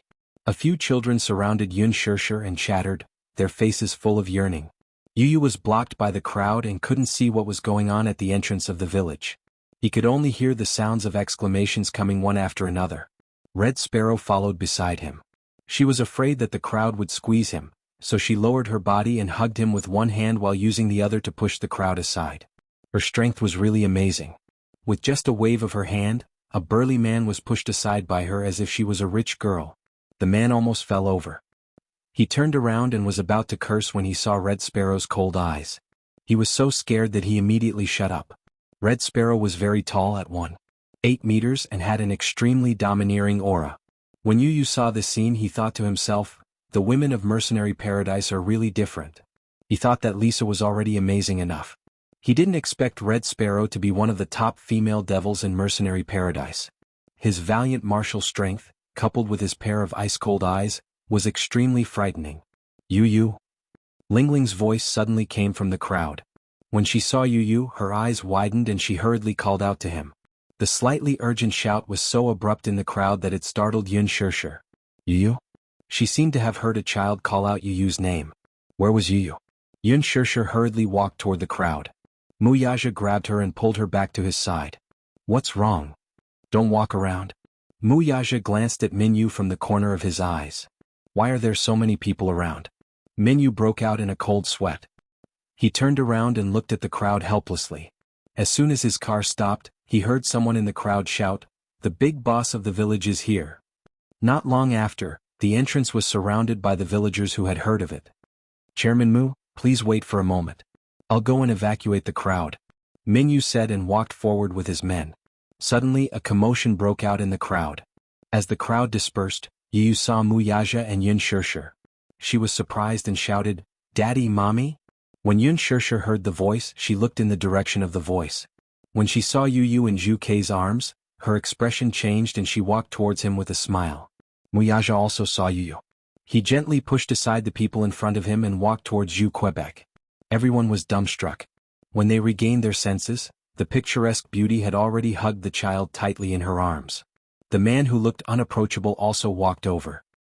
He reached out and took the child from the woman's arms. Only then did everyone realize that these two people were the child's parents? Everyone was surprised. What a young father and mother. This woman looked so young. She was probably in her early 20s. She was so delicate that if it weren't for her mature appearance, one would think that she was a high school student who had just graduated. Then look at this man. It was no wonder that this child was born with such an exquisite and handsome appearance. He had an elegant and noble temperament. It turned out that he had inherited his father's deep facial features and noble temperament. Chapter 1291. As for the other ladies, they began to feel jealous of Yun Shirshir. She was young and beautiful, had such a handsome and wealthy husband, and had such a handsome and adorable son. She could be said to be a winner in life. Why didn't they have such a good opportunity? As for the men, they looked at each other. Daddy? Mommy? It was the first time that the villagers heard such a westernized term. This person from the city was indeed different. In the main hall of the Zhao family, Li Ru sat uneasily in her seat as she looked at the man and woman in front of her who were dressed in bright and beautiful clothes. She seemed to be a little restless. Lingling and Lil Pi were nestled next to her. They closed their mouths nervously and looked timidly at Muyaja and Yun Shirshir who were sitting in the guest seat. Li Ru was secretly guessing their identities.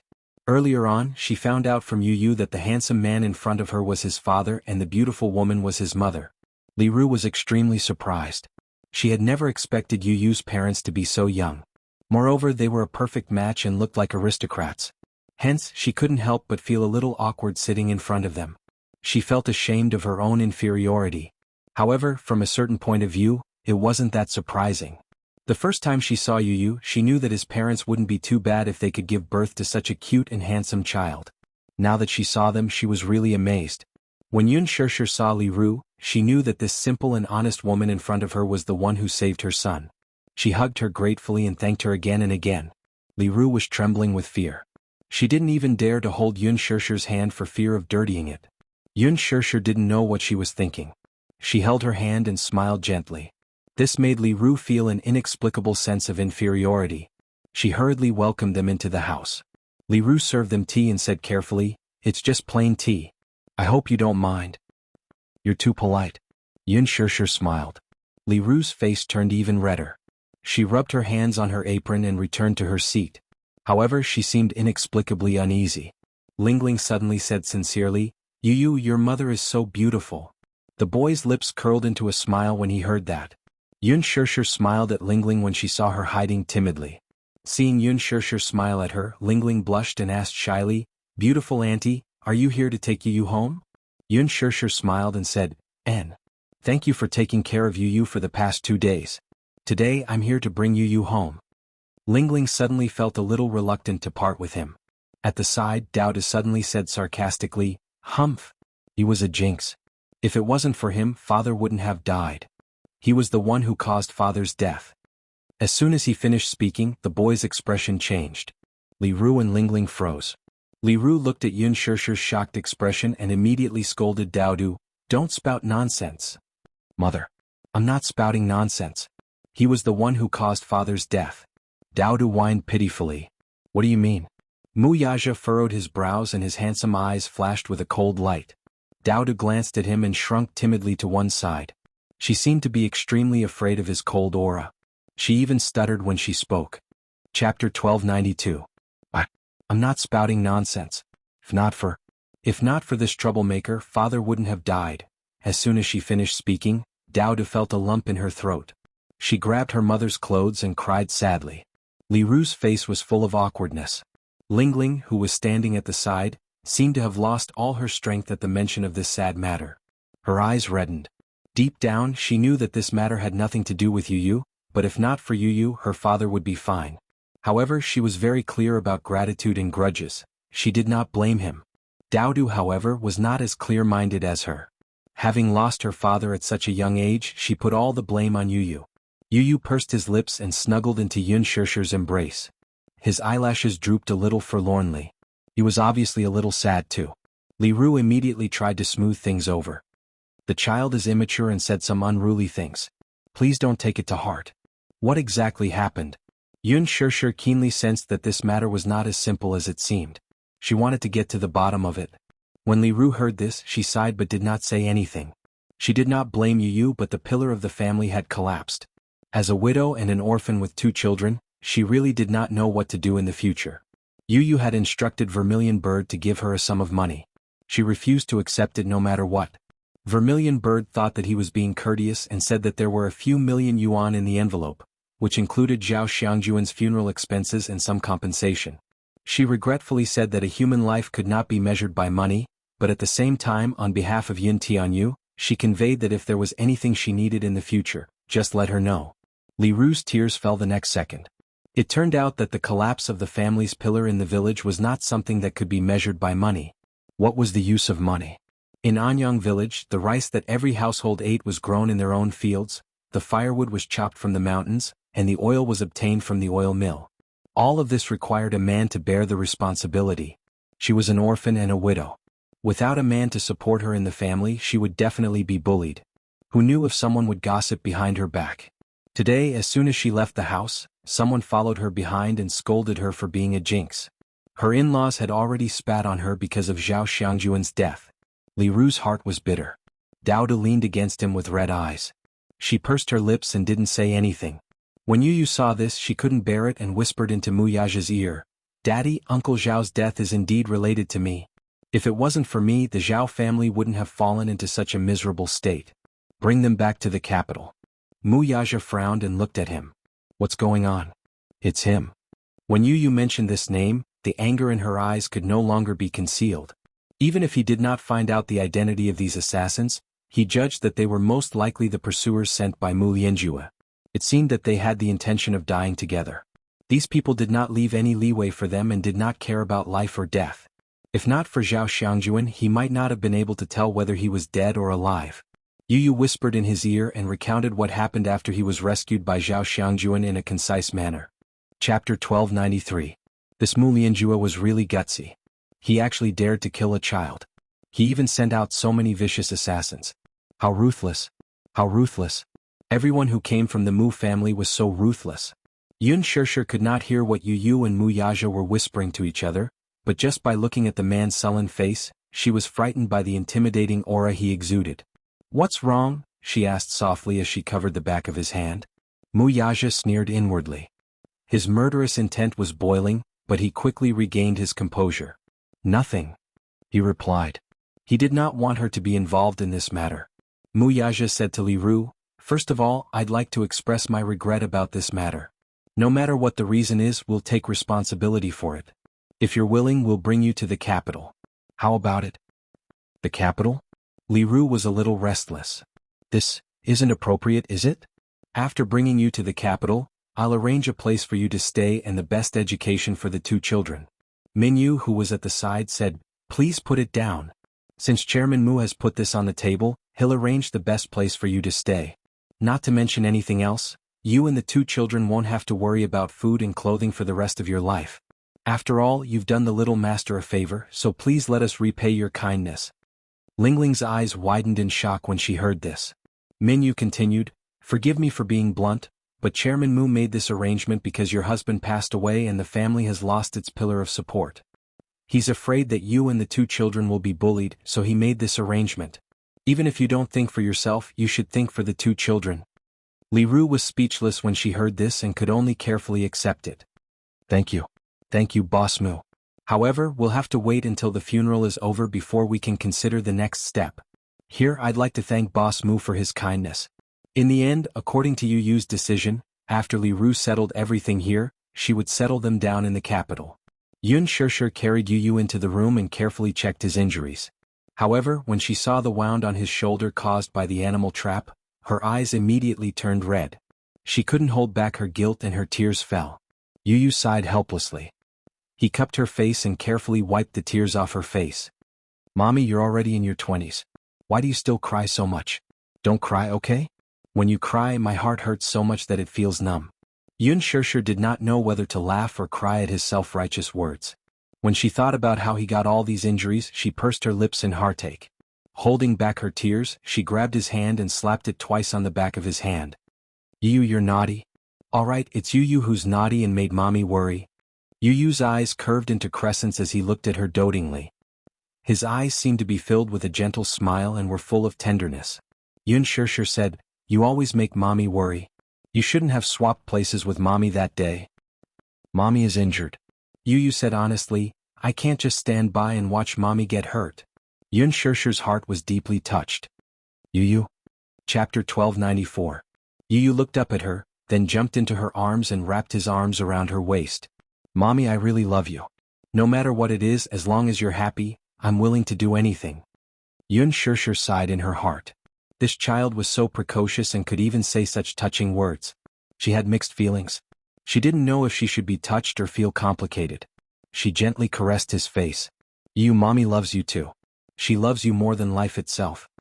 Yu Yu quietly gazed at her face and asked carefully, "Then no matter what Yu Yu becomes, Mommy will still love Yu Yu?" "Yes. No matter what Yu Yu becomes, Mommy will still love Yu Yu. That's enough." Yu Yu smiled contentedly and hugged her tightly. "Where's Xiaoyi-chen? Are the wounds on your body better?" "Better? That guy's body is so strong. He can already get out of bed and jump around." However, out of consideration, she didn't bring Xiaoyi-chen with her. Because of this, little Yi-chen was probably still sulking at this moment. The family of 3 decided to head back to the capital after lunch.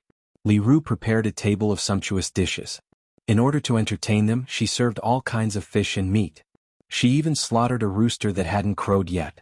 The free-range chicken that they raised at home was very tender. When Yun Shishir and Yu Yu walked out, Mu Yaja was already seated. However, Li Ru, Lingling, and Lil Pi seemed a little uneasy. They sat in their seats and secretly sized up Mu Yaja's handsome side profile. Lingling carefully sized up Mu Yaja. In her heart, she was a little envious of Yu Yu. Yu Yu's father was so handsome. He sat expressionlessly on the wooden bench. His back was straight and his whole body was cold and solemn. There was an indescribable aura around him, and he exuded the aura of a famous aristocrat. Even in such a shabby and backward setting, it was difficult to conceal his noble and cold aura. Li Ru looked at him and sighed in her heart. Indeed, one could not compare with another. Some people were blessed by the heavens. After Mu Yaja sat down, Lingling and Daodu became much more restrained. He raised his hand slightly and took a sip of tea. Lingling was so scared that she didn't dare to move. She stared at him until he put down the teacup. Only then did she carefully take a sip of tea. Yun Shishir and Yu Yu also sat down. However, since Mu Yaja didn't say anything and didn't move his chopsticks, the others didn't dare to move. Yun Shishir glanced at everyone's expressions and knew that Mu Yaja's aura was too strong, causing them to tremble in fear. Hence, she said to Mu Yaja, "You seem to have scared the 2 children." The moment she spoke, it startled him. Mu Yaja was originally thinking about something, but after being reminded by Yun Shishir, he raised his head and looked at Li Ru and the 2 children on the table. He looked a little cautious. Yun Shishir smiled and said, "Sister Li, the 3 children are hungry. Don't just wait. Let's eat or the dishes will get cold." Li Ru asked carefully, "Boss Mu seems to be dissatisfied with the dishes. Ah. Is it because you're used to eating luxurious food and eating exotic delicacies that you can't find any dishes to your liking in this countryside? Chapter 1295. No, he's not a picky eater. Don't judge him by his looks. He's always been like this. He doesn't like to talk and doesn't smile. After a pause, she said helplessly, Look, big sisterly, there's so much food on the table. It'll be a waste if we can't finish it all. With that, Yun Shirshir glared at Muyaja. Muyaja smiled and said, Big sisterly, don't be so busy. Let the children eat. I was just distracted. I didn't mean anything else. With that, Muyaja picked up a drumstick for Lingling and Lil P. Then he picked up a few pieces of chicken and placed them in Yun Shirshir and Yuyu's bowls. Li Ru was flattered by Muyaja calling her Big Sisterly. When she saw him put the drumsticks in Lingling and Lil P's bowls, she became even more nervous. She pinched the corner of her shirt and said nervously, Boss Mu, can you give Yuyu one of these drumsticks? Lingling stared at the drumstick in her bowl. Her mouth was gluttonous.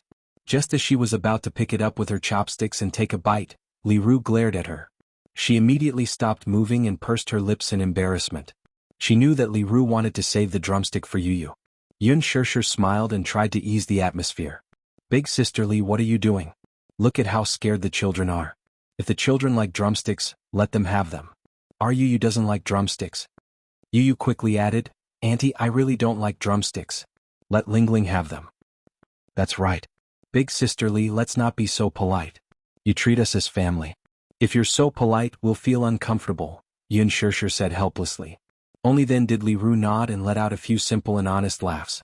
Muyaja interacted with Lingling and Lil P from time to time. Although his tone was cold, his gaze was gentler. Every time Lingling spoke to him, her face would turn red. This uncle is so handsome. Especially those eyes, they were deep and mesmerizing with long eyelashes. When he spoke, the corners of his eyes were slightly curved, revealing a playful and devilish charm, which really made her heart jump. Li Ru was even more flattered. She had heard from the villagers that the man's appearance today was very impressive. She then recalled what the man's assistant had said to them. He had even said that they would not have to worry about food and clothing for the rest of their lives. Then how powerful must this man be? He must be a big boss with a good net worth. Eating at the same table as the big boss, it was inevitable that she would feel reserved. Muyaja took a sip of the chicken soup. Li Ru had specially stewed chicken soup for Yuyu. The chicken soup tasted pretty good, so Muyaja scooped up another spoonful and sent it into Yuyu's mouth. He didn't forget to carefully blow on it and dip it in. When he was sure it was cold, he fed it to him. Yuyu drank a mouthful happily. Muyaja raised his eyebrows. Is it good? Yes, it's good. Auntie's cooking is amazing. Yuyu was not stingy with his praise. Li Ru blushed and tried to avoid it. Muyaja scooped up another spoonful of soup and fed it to Yuyu. Yun Shirshir looked at this scene and suddenly felt a little dazed. This was probably Muyaja's most charming moment. When he looked at Yuyu, the gentleness and adoration in his eyes were almost unconcealable. Chapter 1296. This man had always given her the impression that he was domineering and cold. However, at this moment, the sharpness and coldness of the past had faded from his body. When he looked at Yuyu, he lowered his head and the tenderness in his eyes was almost overflowing. When he smiled, he was really the most charming. His sexy thin lips were slightly curved into a mesmerizing curve. Lingling was extremely envious. She looked at him eagerly and suddenly felt a trace of disappointment in her heart. Suddenly, a tender little hand holding a pair of chopsticks picked up a piece of vegetable and placed it in her bowl. When she looked up, she saw Yuyu smiling and saying, You can't just eat meat. You should eat more vegetables. His smile was so warm. It warmed her heart. Lingling nodded. Okay. At this moment, the outside of the Zhao family's house was filled with people. Many people were asking about the young couple's background. After dinner, they sat and chatted for a while before Muyaja decided to leave. Li Ru politely asked him to stay. Don't you want to stay for a while longer? Muyaja said, I won't take up any more of your time. It's not a problem at all. There's no such thing. Li Ru was still enthusiastic. Sister Li, there's still a child waiting at home. Yun Shirshir said with a smile. After exchanging a few pleasantries with Li Ru nodded. Before leaving, she grabbed Yuyu and stuffed the envelope into his arms. My dear child, I can't accept this much money. Give the money to your parents and tell them that I can't accept it. She was so simple and honest that when she took out the check from the envelope and saw that it was a few million, she was immediately shocked. She even felt that the envelope was so hot. In her entire life she had never seen a fraction of the amount on the check. However, Yu pushed her hand back. "Auntie, just accept it. This is a small token of my appreciation. Just accept Daddy's goodwill." "This, Auntie, thank you, but I'm also very sorry about what happened this time. However, since Uncle is no longer around, I will take on the responsibility of taking care of you." Yu said obediently. Li Ru's heart warmed and she was touched. Tears welled up in her eyes and her lips trembled, but she couldn't say anything in the end. When they left, Li Ru followed behind the car for some distance. Ling Ling followed beside her and kept waving at Yu Yu. Yu Yu leaned against the car window and looked out. She smiled and waved. Yu Yu returned to her seat and hugged Yun Shishir's arm. Satisfaction and anticipation appeared on her face. How wonderful. He was finally home. At that moment, it was as if a beam of sunlight had shone into her heart, bright and warm. When they got home, Xiao Yichen heard the sound of a car horn. He stood at the entrance of the villa and stood on his tiptoes to look around. The car came to a steady stop at the entrance. The moment Yu Yu got out of the car, Mu Yichen saw him and immediately pounced on him excitedly, hugging him tightly in his arms. He hugged Yu Yu so tightly, as if he was afraid that he would lose a precious treasure again. He hugged Yu Yu tightly in his arms. Everything seemed so unreal, as if it was a dream. However, when he felt the real warmth from Yu Yu's body, Mu Yichen finally believed that it wasn't a dream. "Yu, you're home. I've been waiting for you." Mu Yichen felt guilty. He hadn't been able to lead the rescue team to the scene in time. Chapter 1297. Mu Yichen had always been strong. Even when he was seriously injured, he did not shed a single tear. However, when he held Yu Yu in his arms, Mu Yichen's eyes welled up. He could not help but tear up. "From now on, let's not be separated anymore," Mu Yichen said solemnly. Yu Yu was almost suffocated by his tight embrace. "Brother, be gentler. You're hurting me," Yu Yu said helplessly. "Okay." Mu Yichen loosened his arms. Before Yu Yu could catch his breath, Mu Yichen hugged him tightly again. "Yu Yu, I promise to protect you. It's all my fault that you're injured so badly this time. Brother, are you blaming me?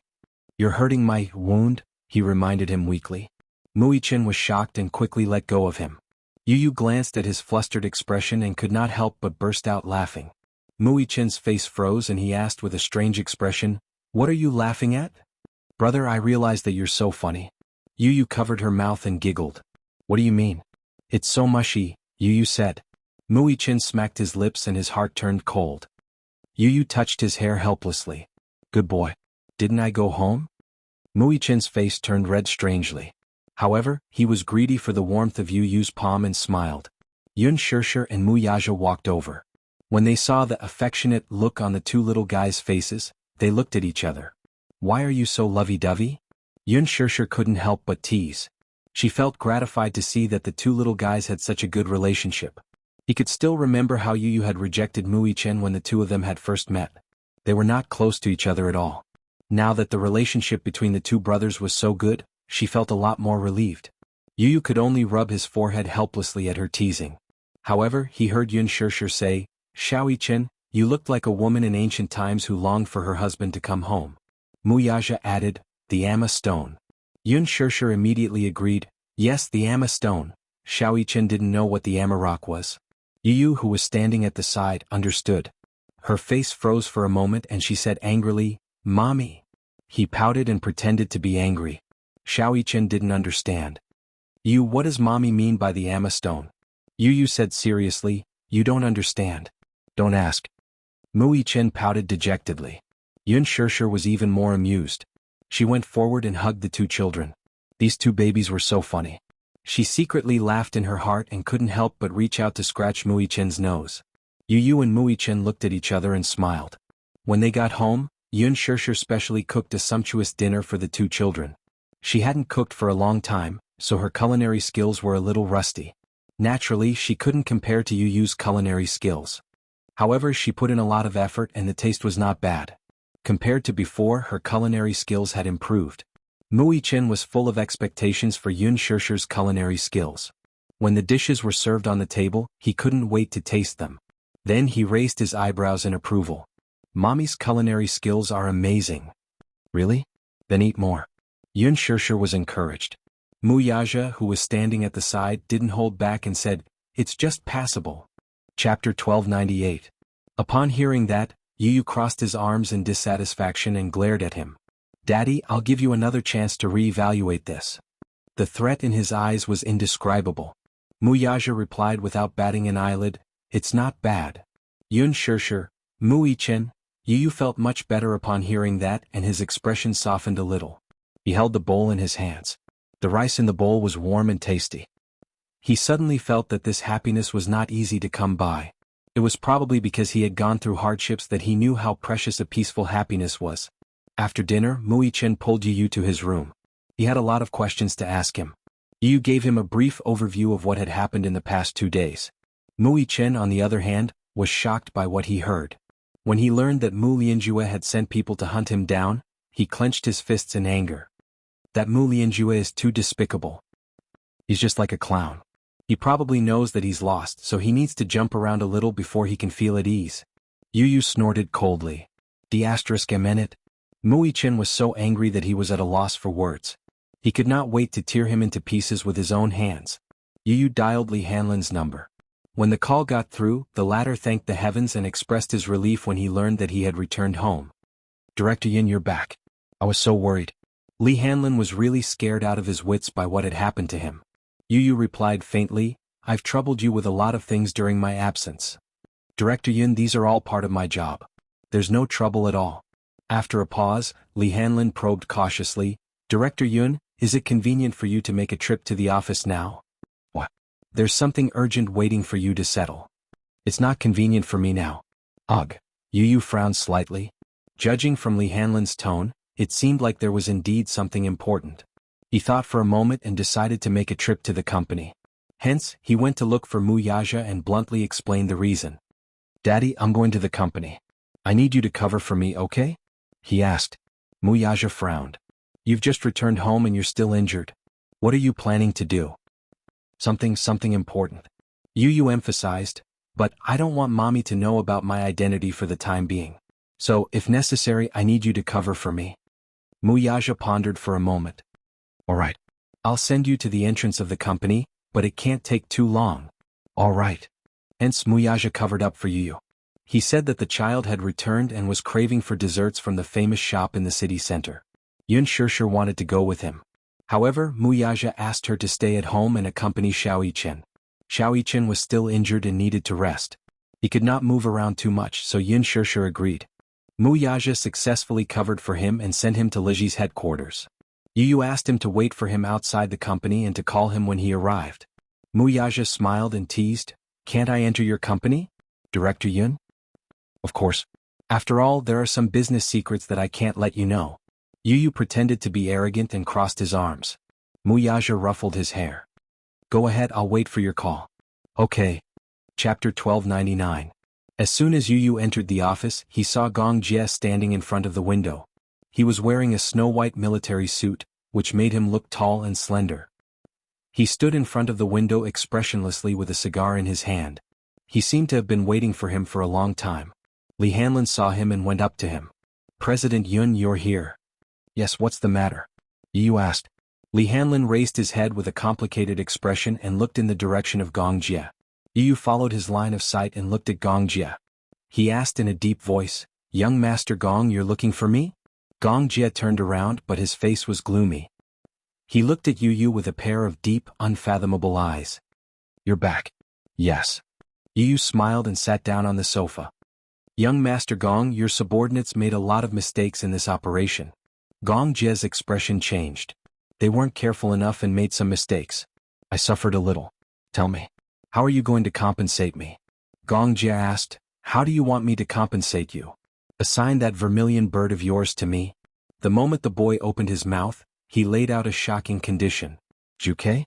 The man tugged at his lips and asked nonchalantly, Why? Have you taken a liking to her? Yes, Yu said bluntly. Other than her, give me another secret guard. What do you think of this condition? He had a motive for making such a request. With Lisa by his side, his safety was guaranteed. However, he had to find a way to arrange a secret guard to protect his mommy when necessary. After all, he didn't want something like this to happen a second time. The mercenaries of Mercenary Paradise were of high quality. Ordinary soldiers from the army couldn't compare to them. They were all assassins who walked in the dark and had outstanding martial arts skills. Naturally, he couldn't be at ease with them protecting his mommy. Therefore he proposed such a condition to Gong Jie. Gong Jie smiled. Regarding his request, he was straightforward. Since you asked me for the person, I have no reason to refuse. From now on, Vermilion Bird and Njie will be at your disposal. All right. After a pause, Yu asked, Where's Lisa? Gong Jie said, Are you concerned about her? Ask her about her situation. Gong Jie's lips curled into a cold smile. He said expressionlessly, She's just a bodyguard.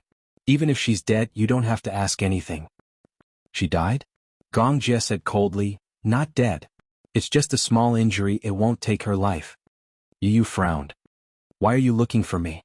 Gong Jie raised his eyebrows and suddenly walked to the poster. His gaze fell on the poster hanging on the wall.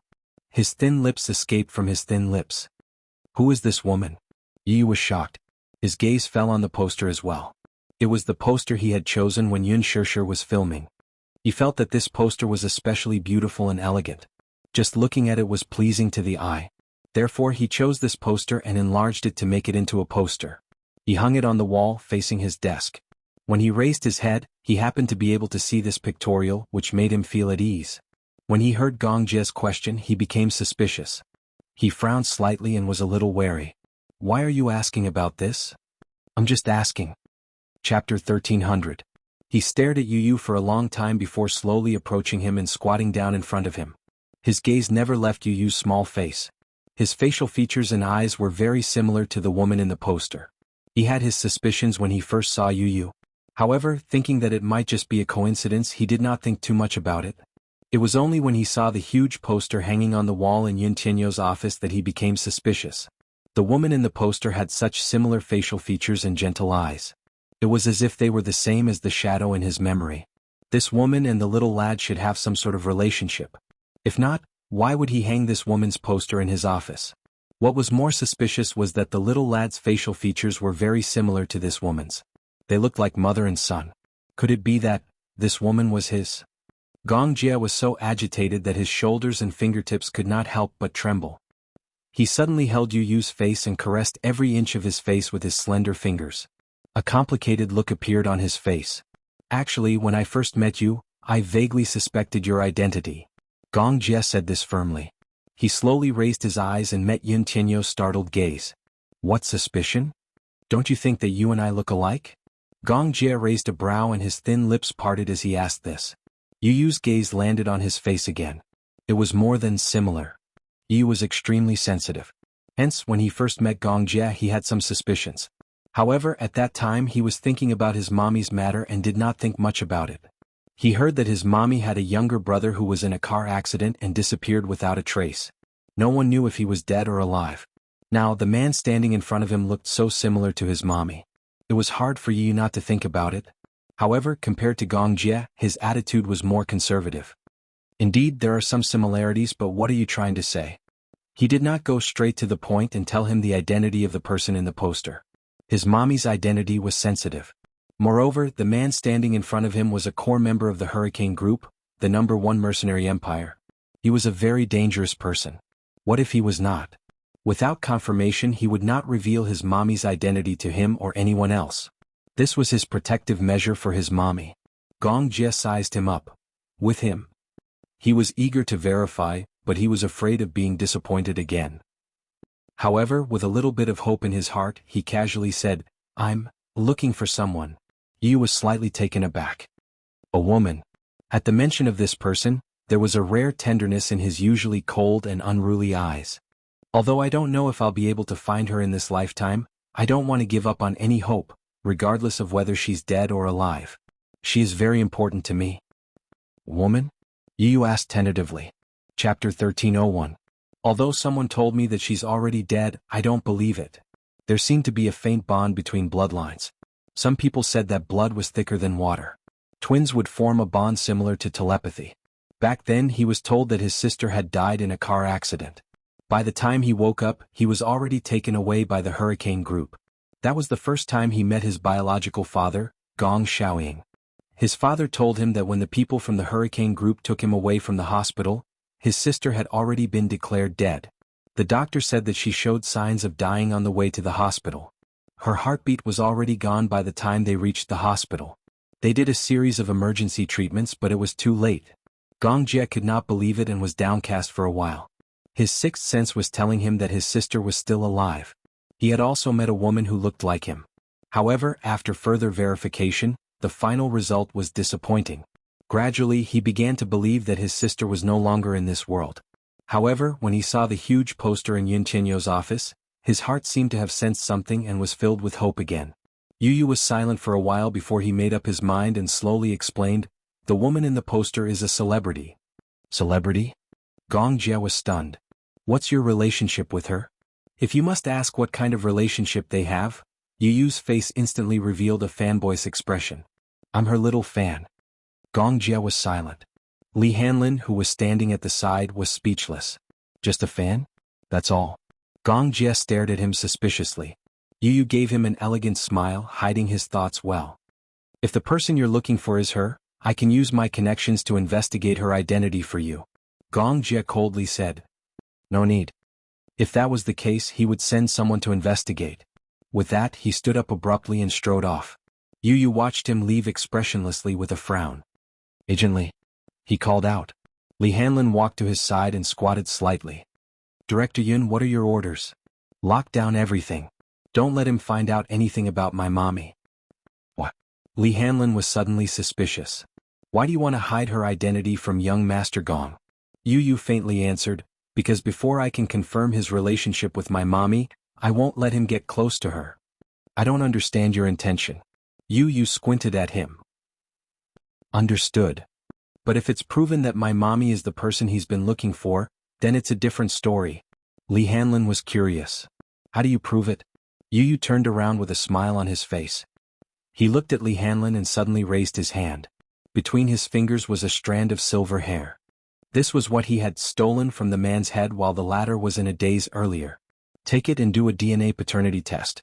Let me know when the results are out." "Yes." Chapter 1302. When Mu Yaja and Yu Yu returned home, Xiao Yichen was already asleep. Yun Shishir was in the flower bed, holding a pair of scissors in one hand as she trimmed the flowers. The sky was gradually turning dark. In the evening, she was half squatting by the flower bed. She held the flower bed with one hand and gently fiddled with it, trimming away the sparse branches from time to time. The injuries on her body had not healed yet. The corners of her lips were a little disfigured, but she was pursing her thin lips. Apart from being serious, her clear and beautiful face shone with a jade-like radiance. It was as if everything had been peaceful over the years. Most of the time, this woman was as beautiful as a flower, but her beauty was not ostentatious. Most of the time she breathed quietly and lived quietly. She was so quiet that she was like a cat that had restrained its claws and arrogance. She was quietly nestled in a corner, as if she was aloof from worldly affairs. In her tranquility she had restrained all her sharpness. Mu Yaja leaned against the door and watched her silently. She did not seem to notice his presence and was focused on studying the flowers. Mu Yaja slowly walked toward her. Yun Shishir suddenly sensed the footsteps behind her. She looked up and saw Mu Yaja hugging her waist from behind. His movements were very gentle as he pulled her into his embrace. Caught off guard, the scissors fell to the ground. Yu Yu stood at the door and watched for a while. The corners of his lips curled into a gentle smile before he walked away quietly.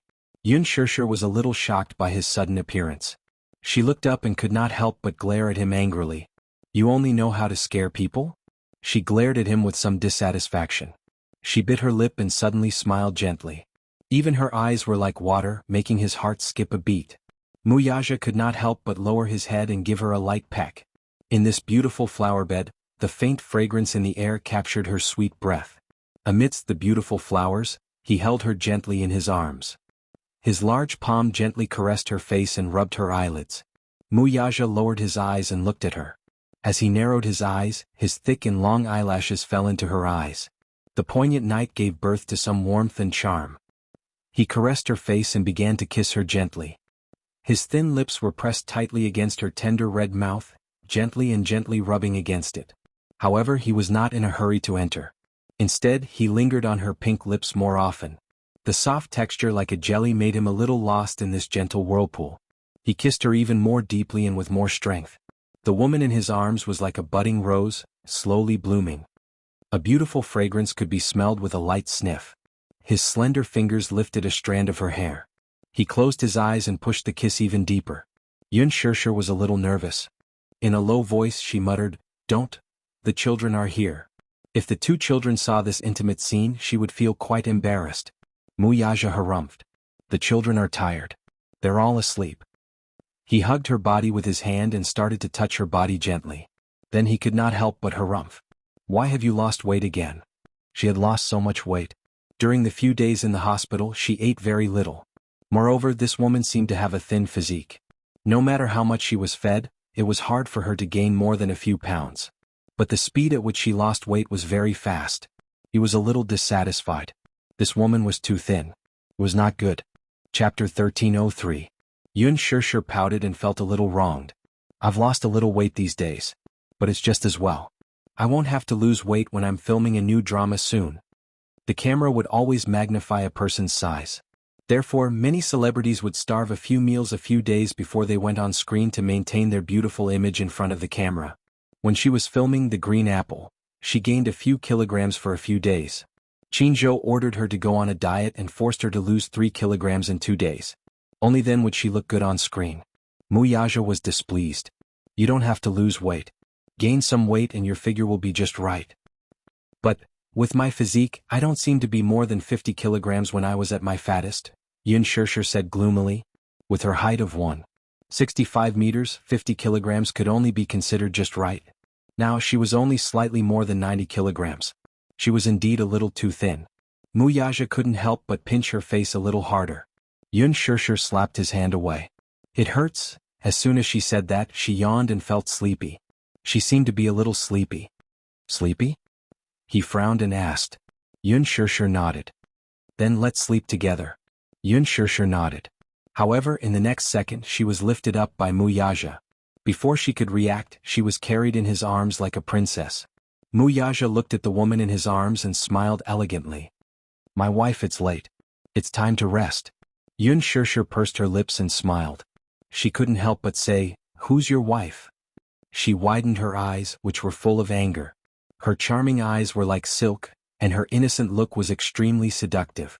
He couldn't help but lower his head and cover her lips again. He was reluctant to part with her. This time she didn't dodge. Instead, she met his warm kiss head-on. She naturally wrapped her arms around his neck and kissed him slowly. She mischievously used the tip of her tongue to trace the seam of his lips. Muyaja opened his mouth and sucked in a wisp of her spiritual fragrance. As they intertwined, his body gradually reacted. Yun Shirshir smiled playfully. Unexpectedly, she reached out her hand and gently touched a certain sensitive area on his body. Then she pulled it away. She bit her lip and smiled. In her smile there was a bit of slyness, a bit of charm and a bit of playfulness. A strange shade of red flashed across Muyaja's face. He looked up and glared at her. How dare this woman provoke him? If she did that, she would easily get into trouble. He suspected that her actions were a silent invitation to him. Muyaja narrowed his eyes and bit her earlobe gently as a punishment. He whispered into her ear, "Woman, are you playing with fire?" In a way, this was also a form of initiative. A hint of panic flashed through Yun Shirshir's eyes and then she stammered, "No." "Then what were you doing?" Yun Shirshir was a little shy under his teasing gaze. Just now she had only done it on a whim. Now she was a little regretful. She covered her face in shame and stammered, "I just wanted to test if your shaft was hard or not." She was acting shy. Muyaja smiled wickedly. Sometimes this woman could be quite adorable. He lowered his voice and bit her ear. "If you want to test, you can't test it like this." Chapter 1304. Yun Shirshir peeked at him through the gaps between her fingers and covered her face in embarrassment. She felt a little embarrassing. Muyaja didn't know whether to laugh or cry at first. Then, he carried her back to the bedroom and carefully placed her on the bed.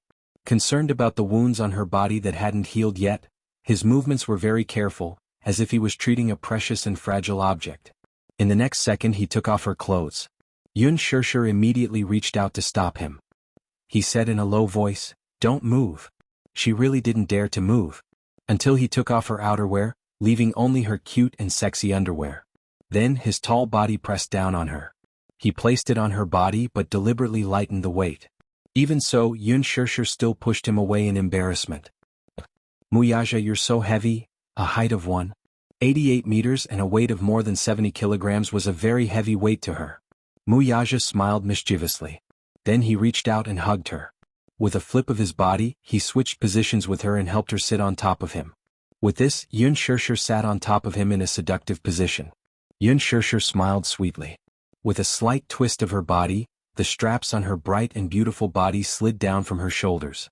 When her clothes were half removed, that beautiful scene came into his view. Muyaja reached out and just happened to be able to grasp that pair of plump jade bunnies.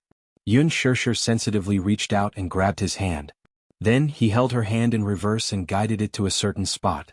The moment her fingertips touched something hot, she was shocked and immediately retracted her hand. What? Who was the one who said that she wanted to try it? He grabbed her hand again and smiled mischievously. His deep eyes revealed some hidden meaning. You weren't at your best just now. Now try it again. How does it feel? Those words really made one's heart skip a beat. She blushed at his teasing. She pursed her lips in shyness as her cheeks blushed a few shades of pink. It was just a teasing remark. Did he actually take it seriously? She was only joking, that's why she said that. No matter how bold she was, she wouldn't dare to play with fire on him.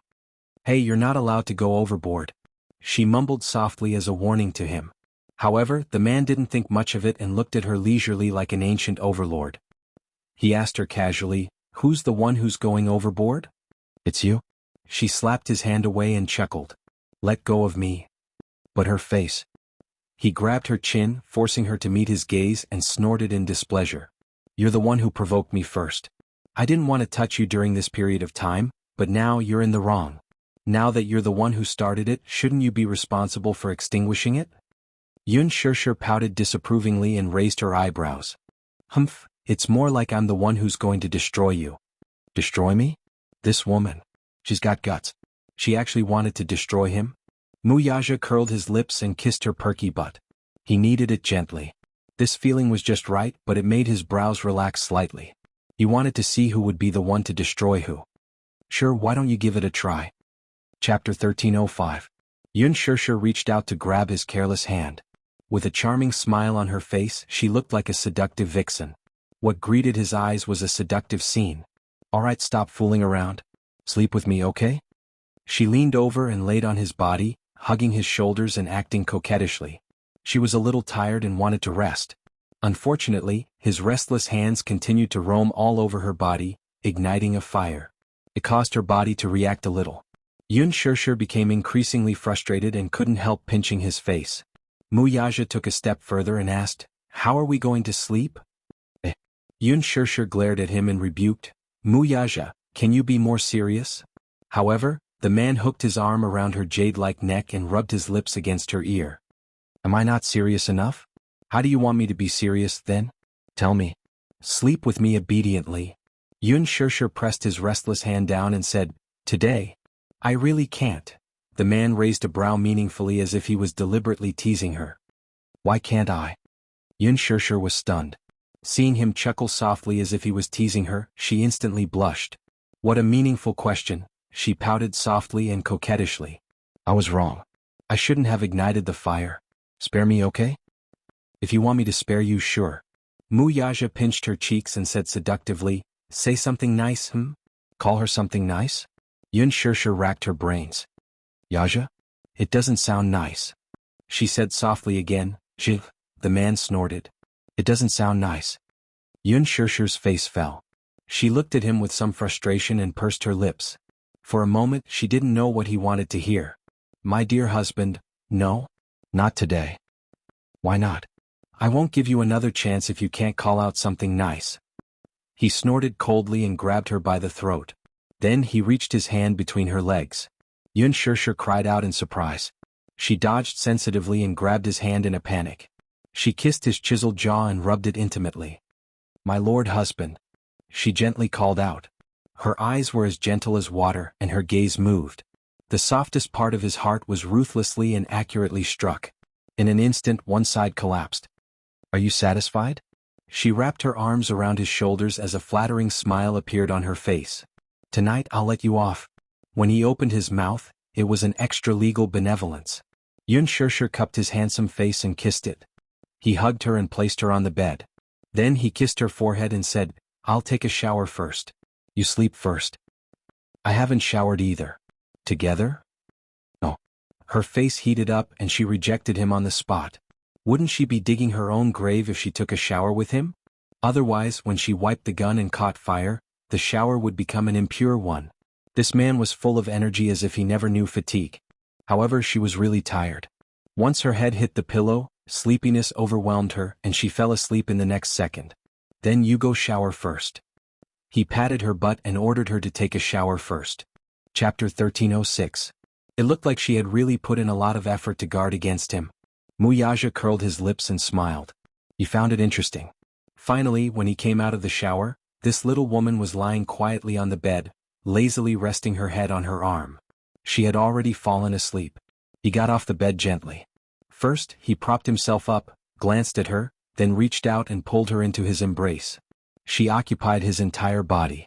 Hugging her, he lowered his head to look at her lazy and charming posture as she slept. Only then did the man smile comfortably. Only when he hugged her, the feeling that she belonged to him felt more real. Muyaja reached out his fingers with interest and gently caressed her soft and smooth cheeks.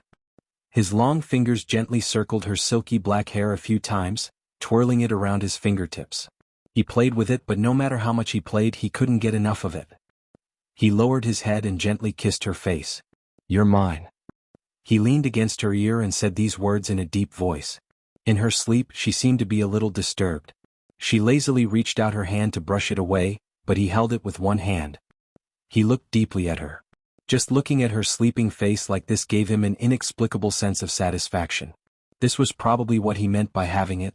To be able to hug her to sleep, and to be able to see her sleepy face when she woke up, this kind of lifestyle was something he had never imagined.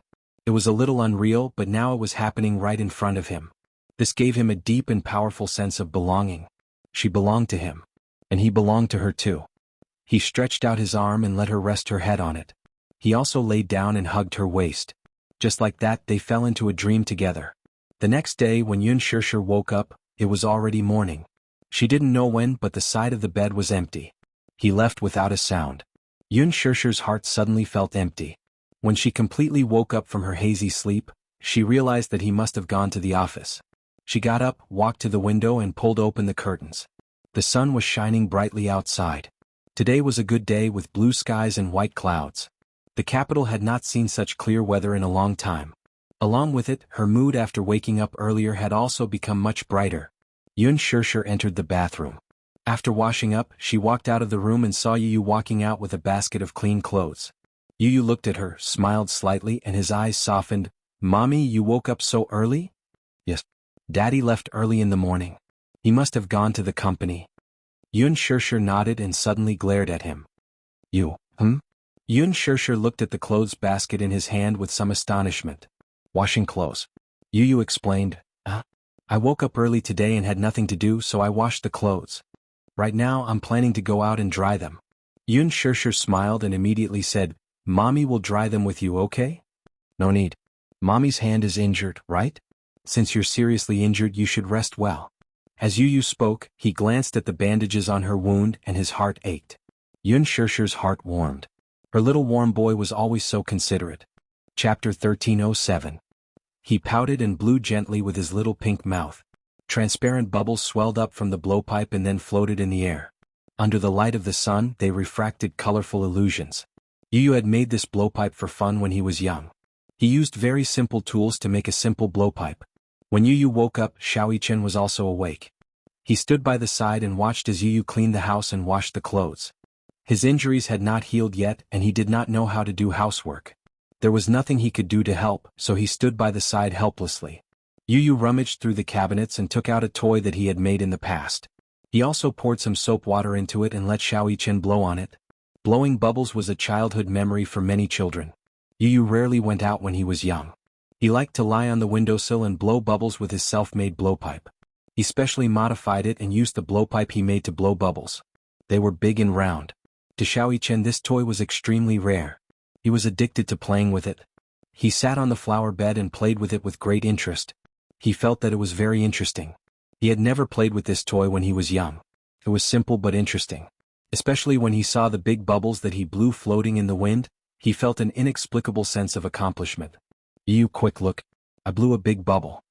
Xiao Yichen suddenly shouted excitedly. Yun Shishir giggled and Xiao Yichen was instantly alerted. He looked up abruptly and saw that it was her. He ran over happily. Mommy, you're awake? Yun Shishir squatted down and patted his head. Yes. Xiao Yichen, good morning.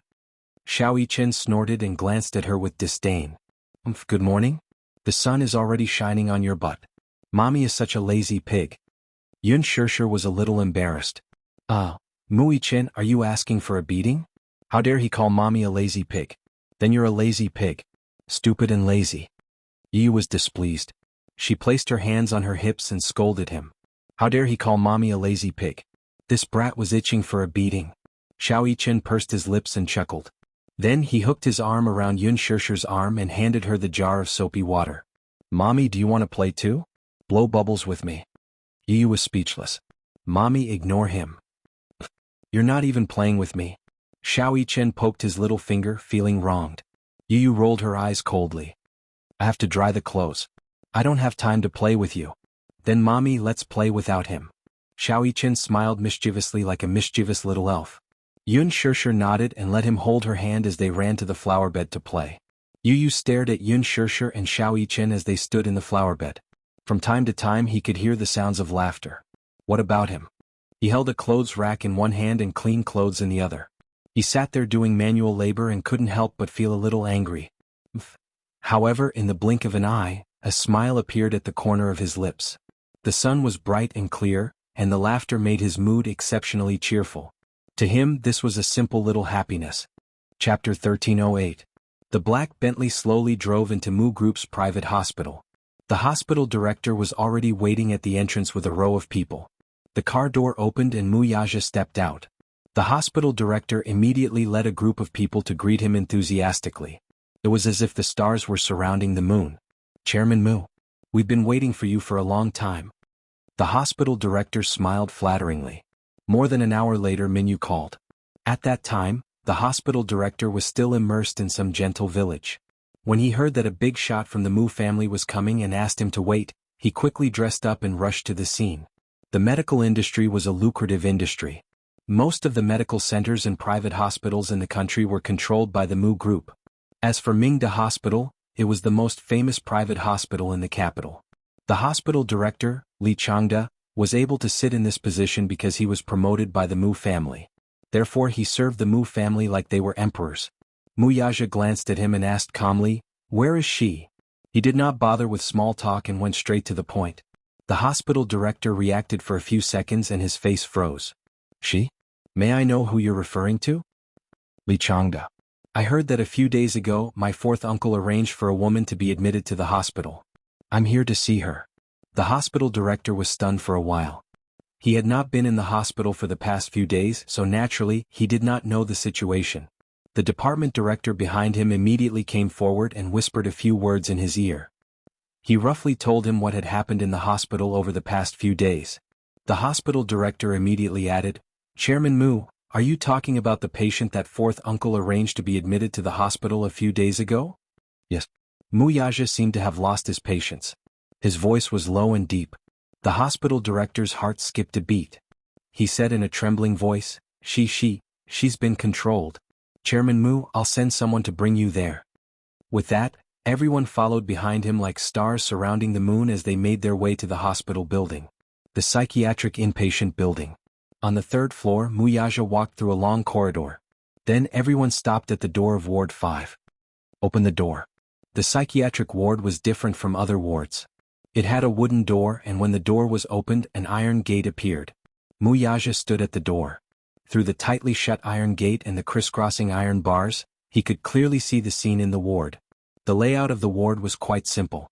The walls were painted white, and there was a window that was tightly sealed with iron bars. The window and door were tightly shut, leaving only an air vent. In the empty ward, there was nothing else except for a single bed.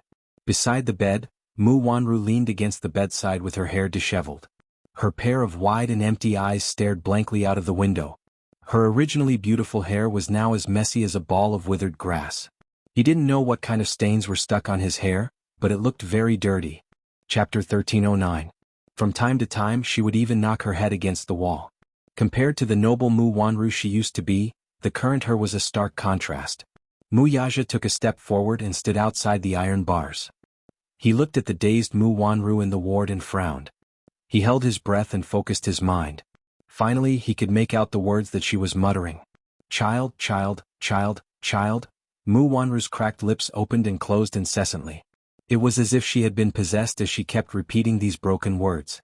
It was as if she was possessed by a demon. She twirled her hair with both hands.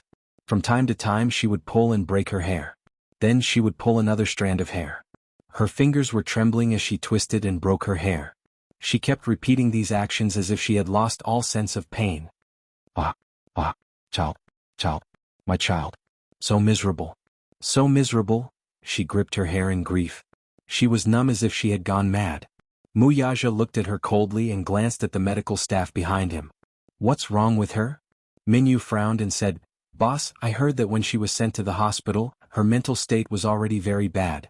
After being locked in the ward for a few days, she became crazy.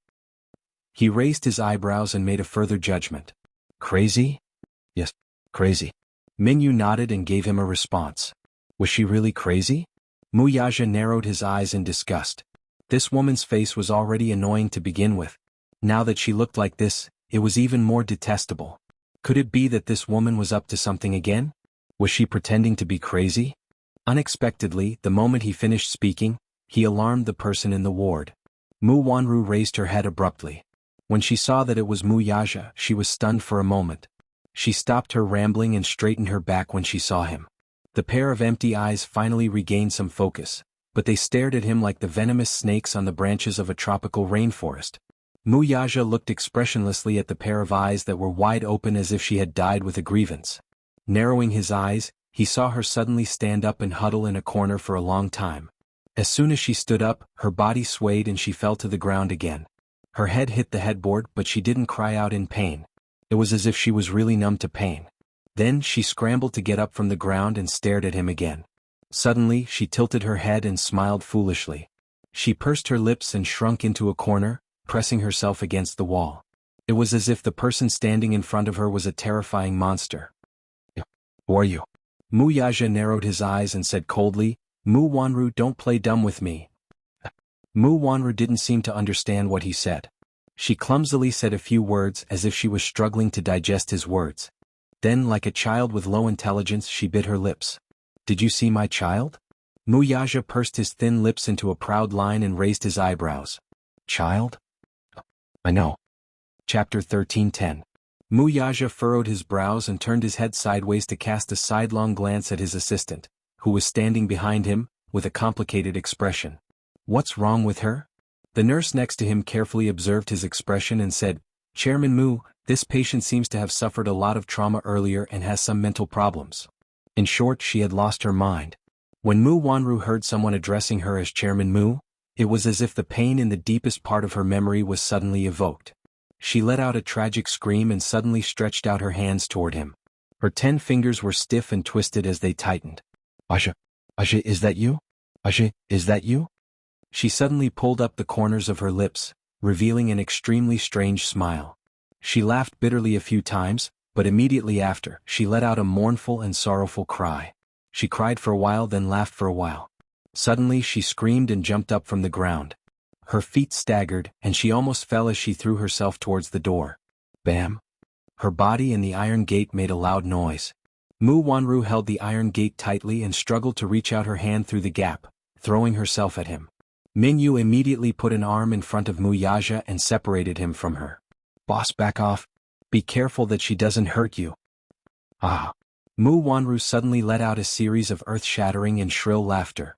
Her eyes widened ferociously as she stared at Mu Yaja's figure. Her face was like a withered flower and she looked like a malicious spirit that had crawled out from hell. It was terrifying and sinister. Aja, I've been waiting for you here for so long. You're here. Are you here to take me away? Are you finally here to take me away? Without waiting for a response, she cried and laughed at the same time. I've been waiting for you for so long. It's been so tiring. Take me away, okay? Suddenly, she fell silent and carefully looked around as if she didn't see the person standing beside Mu Yaja. She lowered her voice and said, "The people here are all demons. They abuse me, they hit me, they put me under house arrest, they torture me. Can you take me away from here?" "All right." Mu Wanru's eyes suddenly lit up and said mysteriously, "I have good news for you." Mu Yaja looked at her extremely ugly face and asked coldly, "What good news?" I'm pregnant, I'm pregnant." "Ah, I'm pregnant, do you know that?" "I'm pregnant." Mu Wanru suddenly, as if she had gone mad, to her face was filled with joy. Her entire face was twisted with joy. "I'm pregnant. God, I've never thought that I would have my own child in my life. Which quack dared to say that I'm infertile? His dog eyes must be blind." All of a sudden, her face froze for a moment before turning pale again. "But where's the child? The child is missing. Why is the child missing? I can't find him, I can't find him. Can you help me find the child? That's our child, our child. He's going to be the head of the Mu family in the future and the successor of the Mu group. When that time comes, I'll be able to become the mistress of the Mu family because of my son, right?" Chapter 13:11. Our child? Mu Yaja smiled playfully and cruelly said, "That's not our child." Mu Wanru was startled. The smile on her face froze in an instant. Yes. That's not our child." Mu Wanru suddenly lowered her head guiltily. From time to time she carefully looked up at his face. "That's not our child. You know it? You know it?" She was extremely guilty. Her hands helplessly twisted her messy hair with a conflicted look on her face. "That child is mine and Aaron's. Yes, it's mine and Aaron's. Yes. You're blaming me, aren't you?" She suddenly raised her head and looked at his cold face.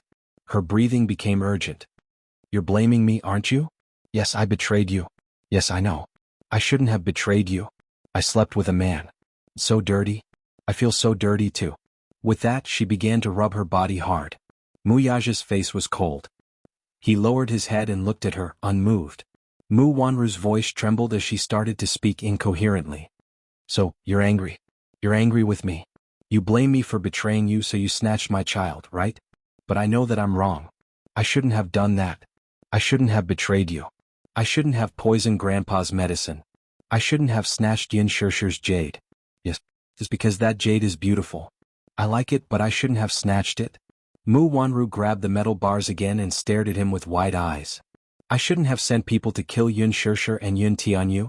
Yes, so you're angry. Don't be angry, okay? Let me off and return my child to me. I'm wrong." Mu Yaja remained silent. Mu Wanru was even more anxious now. She reached out her hand and scratched in his direction with all her might. "Aja, is my child with you? Did you hide my child? Return it to me. Return it to me, okay?" She mumbled that she wanted the child. Mu Yaja asked without turning his head, "Where's her child?" The nurse said, "She just had a miscarriage. The child is gone. The child is gone." Her words were, without a doubt, a greater provocation to Mu Wanru. When she heard this, she was like an ignited explosive. She went into a frenzy. She grabbed the metal bars with both hands and tugged at it. "You're lying. You're lying. My child is still alive. My child. Give me back my child. Give me back my child." The mournful screams echoed and tore through the long corridor. Mu Wanru screamed at the top of her lungs. Due to her excessive agitation and anger, her face had turned the color of a pig's liver. She seemed to have gone crazy as she bawled at the top of her lungs. "Return, give me my child. Mu Yaja, you're the one who killed my child. Return my child to me. If not, I won't let you off even if I become a ghost." Minyu was furious and scolded, "You mad dog. Biting people for no reason." The nurse on duty hurried over and ordered everyone to stand back. She then opened the door. Mu Wanru was about to rush out when the nurse picked up a pillow and gently said, "Your child is here?" Chapter 13:12. Mu Wanru was called back to her senses. She turned around in a daze and her gaze fell on the pillow in the nurse's arms. It was a soft white pillow. Mu Wanru's eyes widened in an instant. Then she rushed over ecstatically and snatched the pillow from the nurse's arms. Child, my baby." The moment Mu Wanru hugged the pillow, she retracted her sharp aura. A motherly gentleness appeared on her face, and her eyes became docile. "Baby." Sob, "Mommy misses you so much." The medical staff behind her looked at each other. Taking advantage of this moment, they quickly rushed forward and swiftly gave her a dose of tranquilizer. Mu Wanru's body trembled violently. Then her eyes rolled back and her entire body went limp. A few doctors and nurses worked together to lift her onto the bed. Then they went out and locked the door. From the beginning to the end, Mu Yaja's face was expressionless. He only looked coldly at the crazy woman. Under the influence of the tranquilizer, she was quiet. However, she still hugged the pillow tightly in her arms and refused to let go. There was no doubt that this person had gone crazy. At first, he wondered if she was playing some trick and pretending to be crazy in front of him. But now he was sure. This woman had gone completely insane. Moreover, he was quite crazy? What exactly triggered her? According to the attending doctor, the patient has been living in fear for a long time and suffered a heavy blow overnight. As a result, he developed a serious mental disorder. Minyu responded to his suspicions. That day, after Mu Wanru woke up, she found out that her child was not saved. It had suffered a miscarriage and even her uterus had been removed. It wasn't easy for her to have a child, but it was gone. This caused Mu Wanru so much pain that she had some self-mutilating behavior. After coming out of the operating room, her condition became more and more unstable. She kept asking for a child. It seemed that she couldn't accept the pain of losing a child. She was pitiful and hateful. Mu Yaja slowly turned around and was about to leave when he saw a figure at the end of the corridor. At the end of the corridor, Mu Lianjue was leaning on a cane with someone supporting him. His back was against the light, so his expression could not be seen clearly. Mu Yaja was stunned. Then, coldness and hatred appeared in his eyes. He raised his head and strode toward him. When he reached Mu Lianjue, Mu Yaja stopped in his tracks and coldly lowered his head to look down at him from above. His face was cold and sinister. Fourth Mu's fourth brother. The moment he spoke, his voice seemed to freeze 1,000 miles of ice. He directly addressed him as Mu Si, not intending to give him any face at all. Mu Lianjue's body trembled slightly as he raised his head to look at him. In the next second, Mu Yaja suddenly reached out and grabbed his throat with his strong and broad palm. He exerted so much force that one could faintly hear a few weak joints groaning. Mu Lianjue was caught off guard by his sudden move. The cane in his hand fell to the ground with a thud. Grabbing him by the throat, Mu Yaja pushed him hard and pinned him against the wall. Chapter 13:13. Mu Lianjue did not even have the time to react before he was pinned down by the other. He heard Mu Yaja call him by his name without any honorifics. Fourth Mu? That was a title that only someone of Mu Linfeng's seniority could address him by. It was clear that Mu Yaja did not intend to give him any face. The moment Mu Yaja saw him, icy fury surged in his heart, and he could not restrain it. This man was too much of a bully. What did he take him for? Did he really think that just because he didn't show his power, he could play with him in the palm of his hand without fear? What a joke. Look at what kind of shady business he had done behind his back. He did not execute him immediately back then because Second Master Mu was there to stop him. He was busy looking for Yu back then, so he was not in the mood to deal with him. Look at what he had done now. He actually sent an assassin to kill a 7-year-old child. Mu Wanru had lost her mind because of the shock of losing her child. What about him? He could see that this old fart had also gone insane. Mu Lianjue was choked by him. The veins on his forehead bulged as his blood rushed to the top of his head. Due to suffocation, his eyeballs bulged out. Mu Yaja, what are you doing? He struggled to spit out a few words from his throat and looked at him angrily. Did he know that what he was doing was treacherous? In terms of seniority, Mu Yaja should respectfully address him as fourth uncle. He was his elder after all. Mu Lianjue had a prominent and honorable position in the Mu family. He went up to him and grabbed his neck without saying a word. He looked angry and called him Fourth Mu. This was more than just treason, this was practically a rebellion? Who gave him the guts to do that? Mu Yaja glared at him coldly. His eyes were bloodshot and full of murderous intent. Mu Lianjue could see the terrifying murderous intent in his eyes. It was real murderous intent. It was not just anger. Mu Lianjue's heart was filled with nervousness and fear. He had never seen such a terrifying expression on Mu Yaja's usually cold and calm face.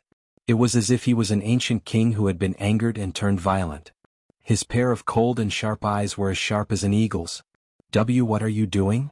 Frightened, Mu Lianjue gripped Mu Yaja's wrist tightly with both hands and began to pry his fingers apart. The Mu family had an illustrious background. The Mus would be arranged to serve in the military when they were young. Just like Mu Lianjue, he had also undergone harsh training in the military when he was younger. Even though he was getting on in years, he still had strength in his hands. However, the current Mu Yaja was at the peak of his anger. All the strength in his body seemed to have condensed in this hand that was choking his neck. No matter how hard he struggled and tried to break free, it was all in vain. Mu Lianjue felt increasingly suffocated. His eyelids twitched uncontrollably as he gasped for air. Mu Yaja's grip tightened, as if he could snap his fragile throat in the next second. "I've lost my last bit of patience with you." Mu Yaja sneered evilly. His eyes were like the tip of a cold knife as they landed on the man's face, causing him to feel a sharp pain. Chapter 13-14. D*Mnu Mu Lianjue. As soon as he said that, Mu Yaja tightened his grip on his neck. In the next second he felt the world spinning before his eyes. The excruciating pain in his throat cut off all possibility of breathing. He could only feel that his throat was so fragile that it could not withstand a single blow from the other and would be crushed in the next instant. This brat was bent on putting him to death. He did not leave any way out at all. How heartless. Was he so heartless that he would strangle his fourth uncle to death for a woman and AB** starred from who knows where? It was as if he could hear the joints in his throat creaking as they tightened. Cough cough. Mu Lianjue gradually lost his strength and could no longer struggle. Madness. This was madness. Mu Lianjue glanced at him, only to see a version of Mu Yaja he had never seen before. One was cold, heartless, and exuded a sharp, murderous aura from head to toe. Mu Yaja glared at him with bloodshot eyes. His pair of dark eyes seemed to be filled with a thick fog of viciousness. It was as if he could topple the mountains and overturn the seas and swallow him whole. Mingyu hurried over from behind only to be stunned by this scene. Realizing that things were not looking good, he hurried forward to calm Mu Yaja down. "Boss, what are you doing?" Mu Yaja was not in the mood to respond to him. He only stared coldly at Mu Lianjue's face. The evil and heartless expression on his face made Mu Lianjue's heart sink into an ice cellar.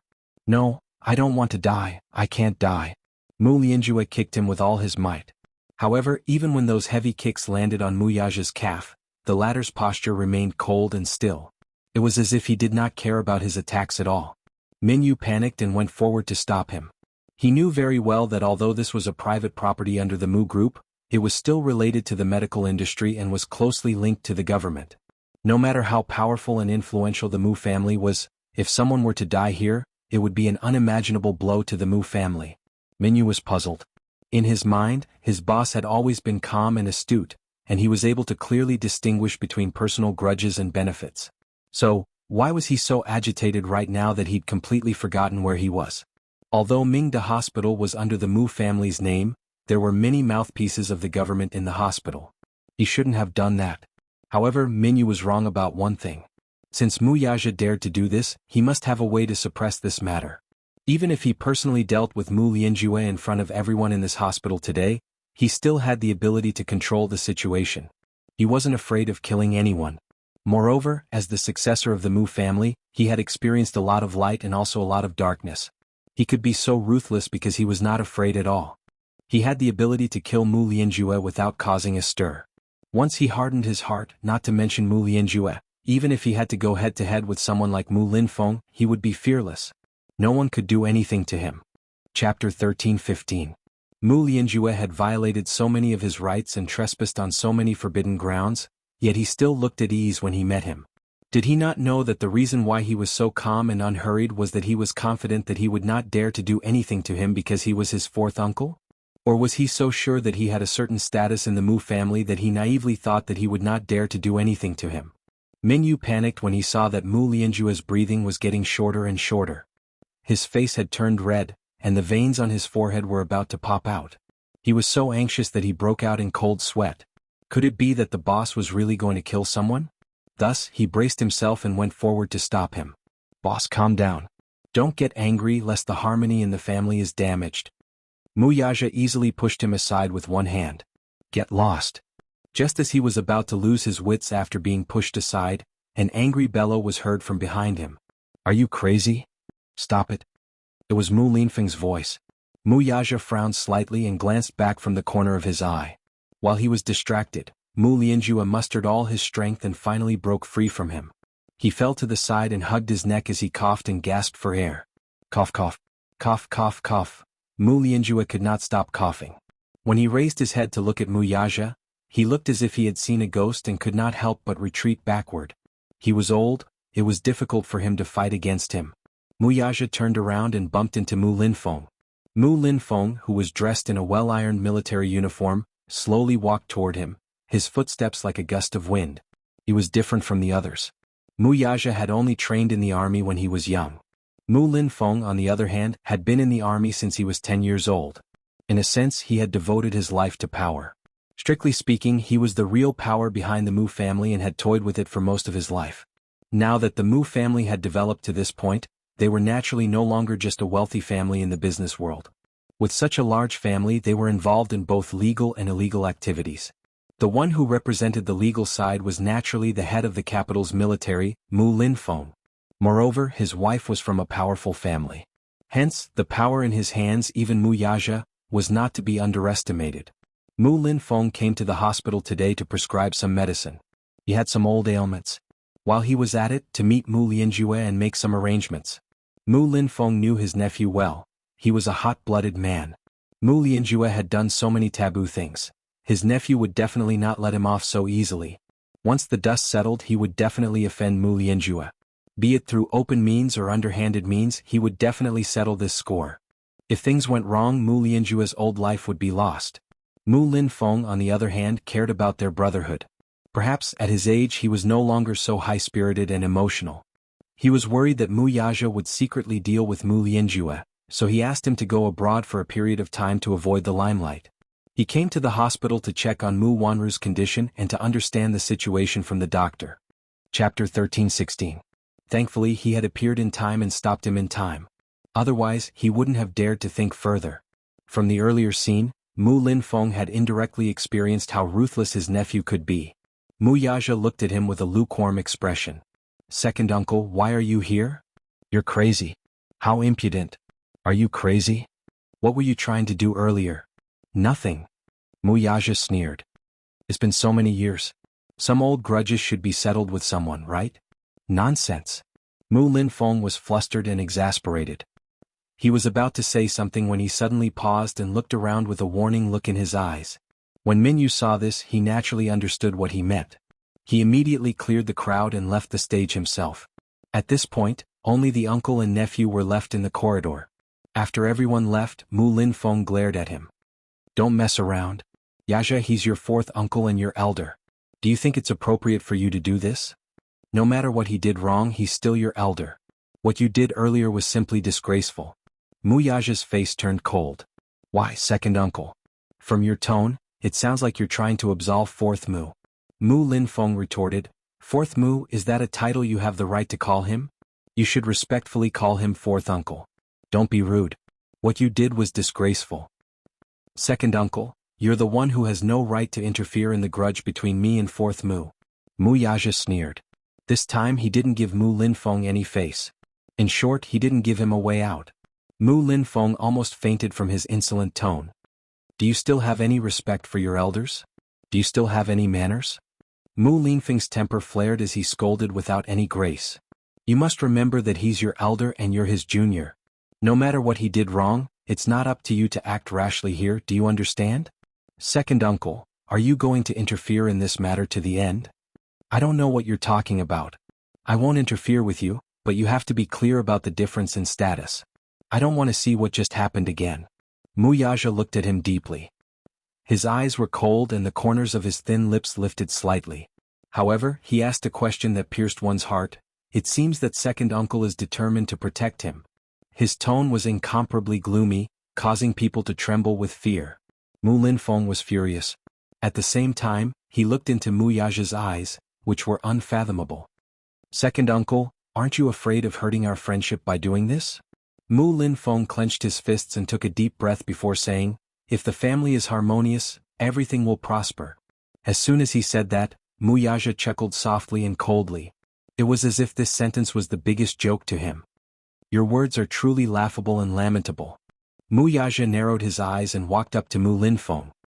He lowered his head slightly and cast a cold glance at the latter's face from the corner of his eyes.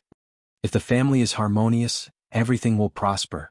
"You," Mu Yaja suddenly asked, "second uncle, you should be aware of what happened more than 10 years ago, right?" Chapter 13:17. Mu Yaja, on the other hand, caught too many chilling things from his face. He continued to ask, "You know the details of my father's car accident and my mother's death, don't you?" Mu Linfeng did not say anything. Muyaja continued coldly, so what am I to you? I'm just a pawn. Calm down. I'm very calm. Muyaja closed his eyes. When he opened them again, they were so cold that it made one's heart palpitate. I'm very calm. Mu Linfeng's heart sank when he saw this. With a pale face he explained, about your father's car accident more than a decade ago. If I had foreseen it, I would have stopped it. But I was only aware of that matter in hindsight. Upon hearing this, Muyaja's lips tugged expressionlessly into a half-smile. Fourth bro is indeed muddle-headed in this matter. However, it's been more than a decade. Since he's let it go, you should let it go too, shouldn't you?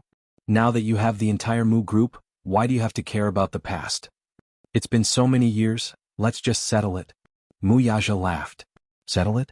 After more than 10 years, such a huge blood feud could be resolved with just a few words. Muyaja smiled and replied coldly, sure.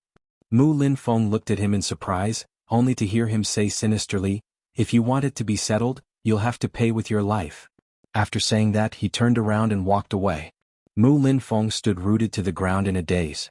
He understood what Muyaja's words meant. He was definitely going to use Mu Lianjue's life to settle this debt. Mu Lianjue stood up shakily, his face as pale as wax. Second brother, fourth bro, look at you, you've incurred this debt. Why did you do such a foolish thing back then? Mu Linfeng glared at him in exasperation. Mu Lianjue's face paled. If it was in the past, he would definitely have said in an old-fashioned manner, Humph, that lad definitely won't dare to do anything to me. However, after what happened just now, he could clearly see the murderous intent in Muyaja's eyes. Now, he did not dare to say such a thing no matter what. Second brother, don't you understand me? Why did you do that back then? You've seen it too. You've seen it clearly. In terms of ability and skill, am I any worse than Lianqing? I'm only more outstanding. However, how did that old fart make such a decision? The Mu family's inheritance's position. But in the end, it's given to Lianqing? I can't accept this. Can you accept it? Even though you don't say anything on the surface, you're still indignant deep down. Mu Linfeng fell silent. In the dim corridor, against the light, two elders in their 50s stood facing each other, but they could not see each other's faces. Chapter 13:18. He coughed violently when he got agitated and then said hoarsely, I didn't do that purely for my own benefit. I did it for the Mu group. I can't do it. I can't watch the Mu family's empire fall into the hands of a piece of trash in just one night. That's our blood, sweat, and tears.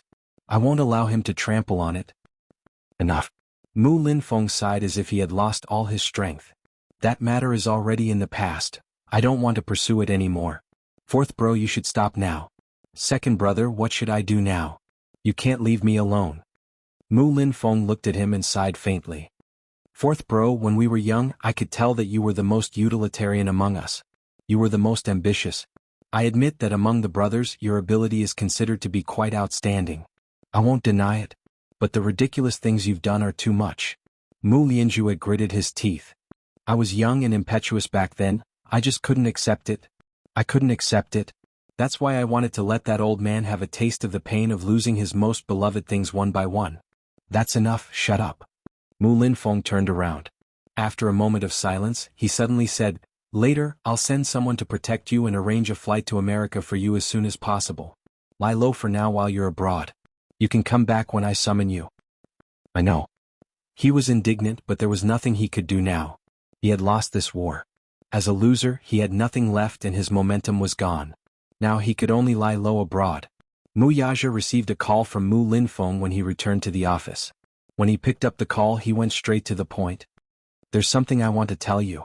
I'll be frank with you. I'm protecting fourth bro. If you want to give second uncle face, don't touch him. Otherwise, it'll hurt the harmony in the family. Although Mu Linfeng's tone was firm and left no room for negotiation, it was rare for him to lower his stance in front of him. After weighing the pros and cons, Mu Linfeng decided to ease the tension with Muyaja. When Muyaja heard this, he sneered, Second uncle, do you need to report your decisions to me? Yaja. Everything should come to an end. Let bygones be bygones. Ha. Second uncle is also responsible for this matter. If second uncle had anticipated your fourth uncle's ambition, he would have taken precautions. You should understand that second uncle values the unity of the family and doesn't like to split up. I also feel very regretful and sad about your father's death. I'm also very angry with your fourth uncle, very angry.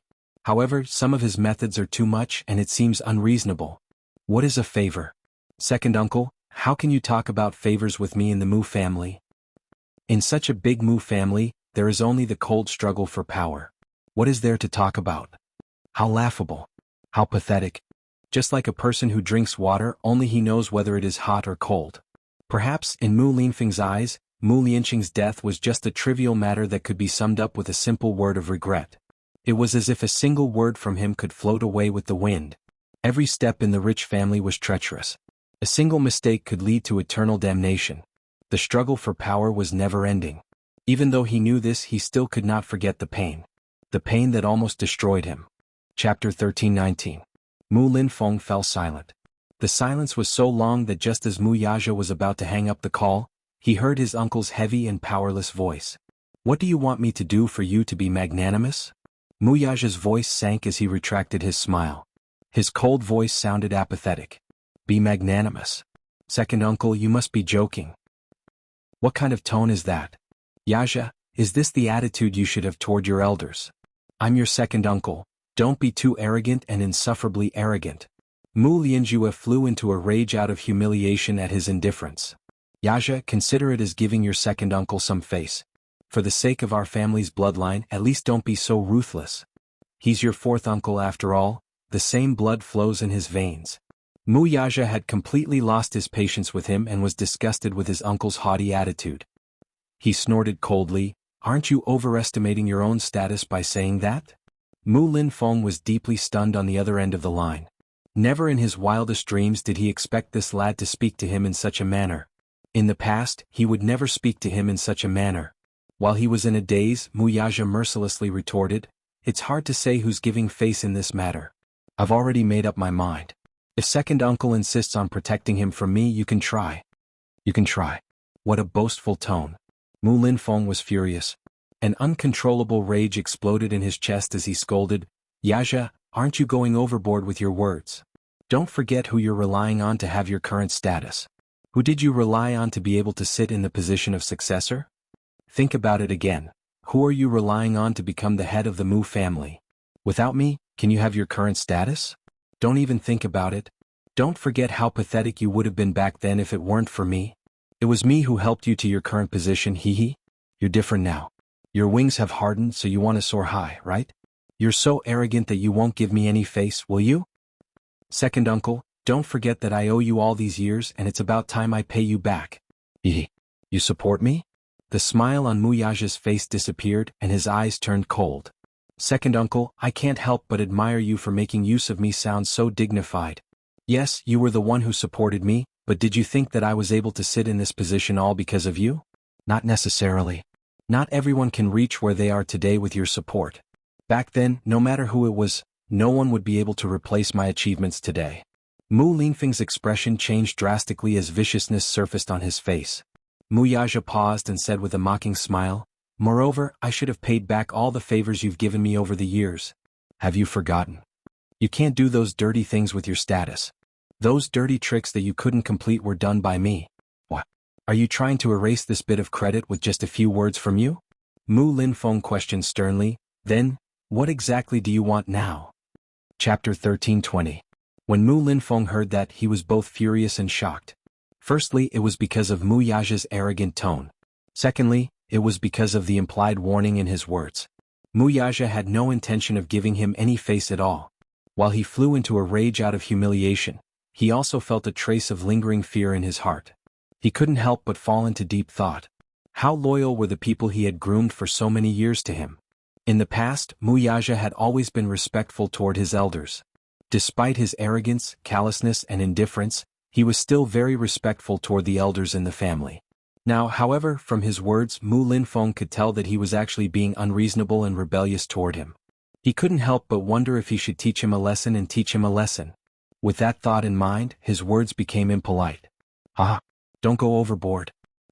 You brat, you actually know how to argue with me, huh? Fine. Since you put it that way, I have nothing else to say. You settle your score and I'll protect my people. If I can't protect them, it'll be because of your ability. However, let me say this first. Yaja, don't blame me for not reminding you when the time comes. What kind of consequences will your actions bring upon you? Don't you think it's time for you to examine the situation you're in now? You've just ascended to the position and everyone in the family is suspicious of you.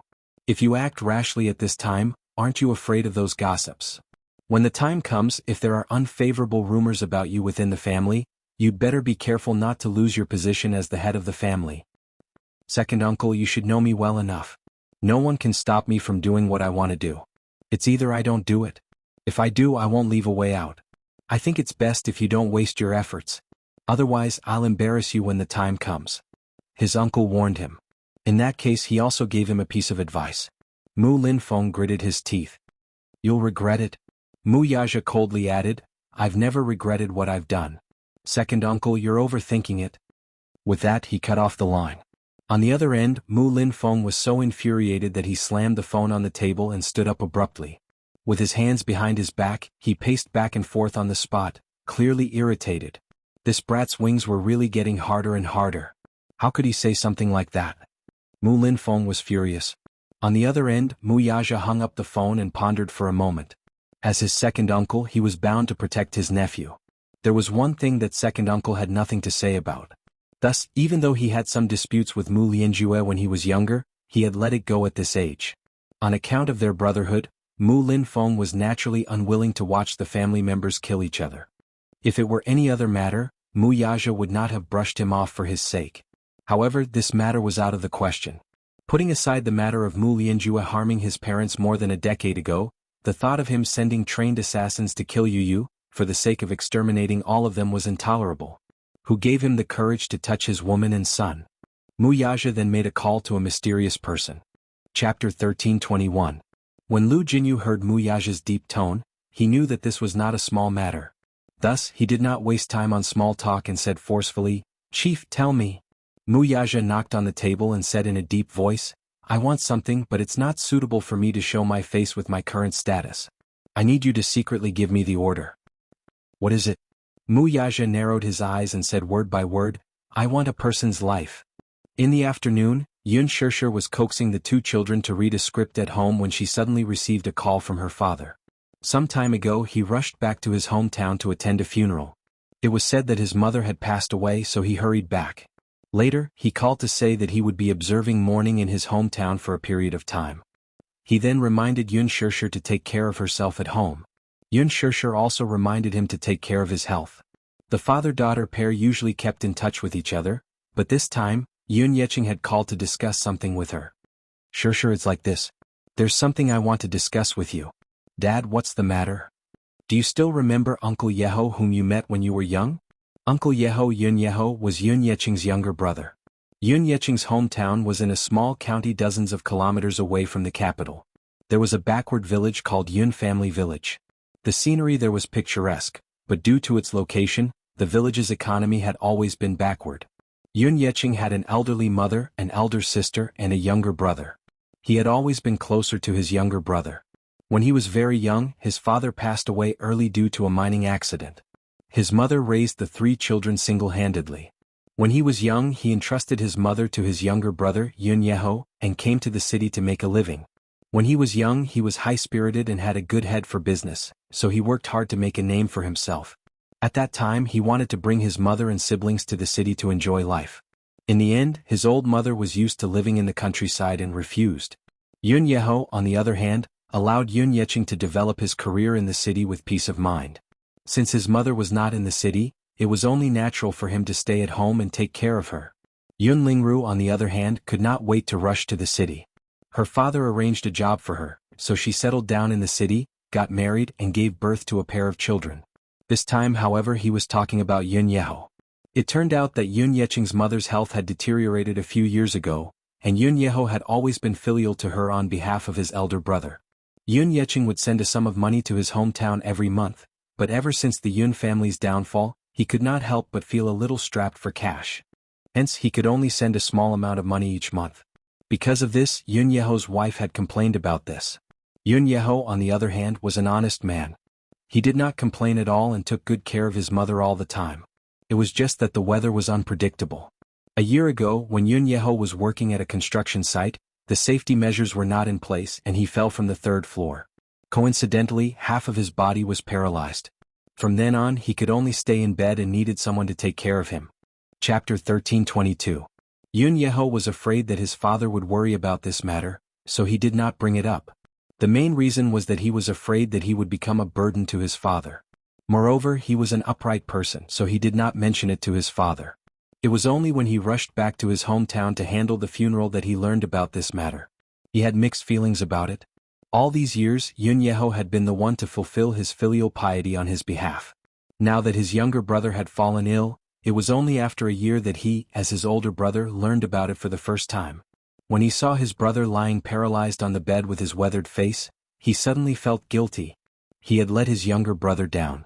Now that the funeral was over, Yun Yeching had the idea of bringing his brother back to the city to live with him. He wanted to take good care of his younger brother while he was still young.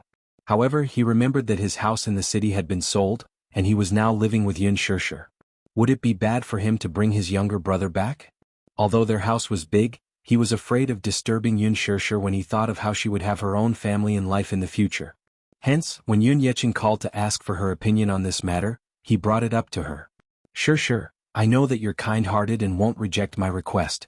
However, I still hope that you won't force yourself. I haven't been filial to you all these years. Now that your brother is sick, I feel bad and want to bring him back to the city to take care of him. Will you be angry with me? Yun Shishir was silent for a moment. Yun Yeho.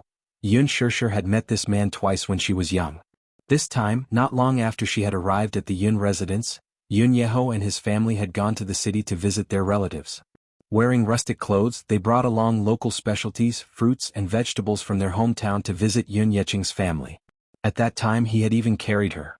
He was very close to children and especially liked them. Between Yun Shishir and Yun Shishir, he especially liked the docile and obedient girl and doted on her. The second time was when Yun Yeching's business was ruined and his family was in dire straits. Yun Yeho, on the other hand, had come here in secret behind his wife's back. He knew that his brother was having a hard time and that their family was in dire straits. Thus, he secretly gave him tens of thousands of yuan, which he had scrimped and saved, to pay off his brother's debt. How could Yun Yeching accept it? He rejected it again and again. His brother, on the other hand, was honest and did not say much. He just quietly stuffed the money into the cupboard before he left. Yun Shishir had a good impression of her brother. He was an honest and upright person. The moment she heard that Yun Yeching planned to bring her brother over, she was still considering where to settle him down. Shandy Walk? That can't be. It's too inconvenient. Most importantly, given her current occupation, if she were to be followed by the paparazzi, it would definitely disturb her husband, who was planning to move to the city to recuperate.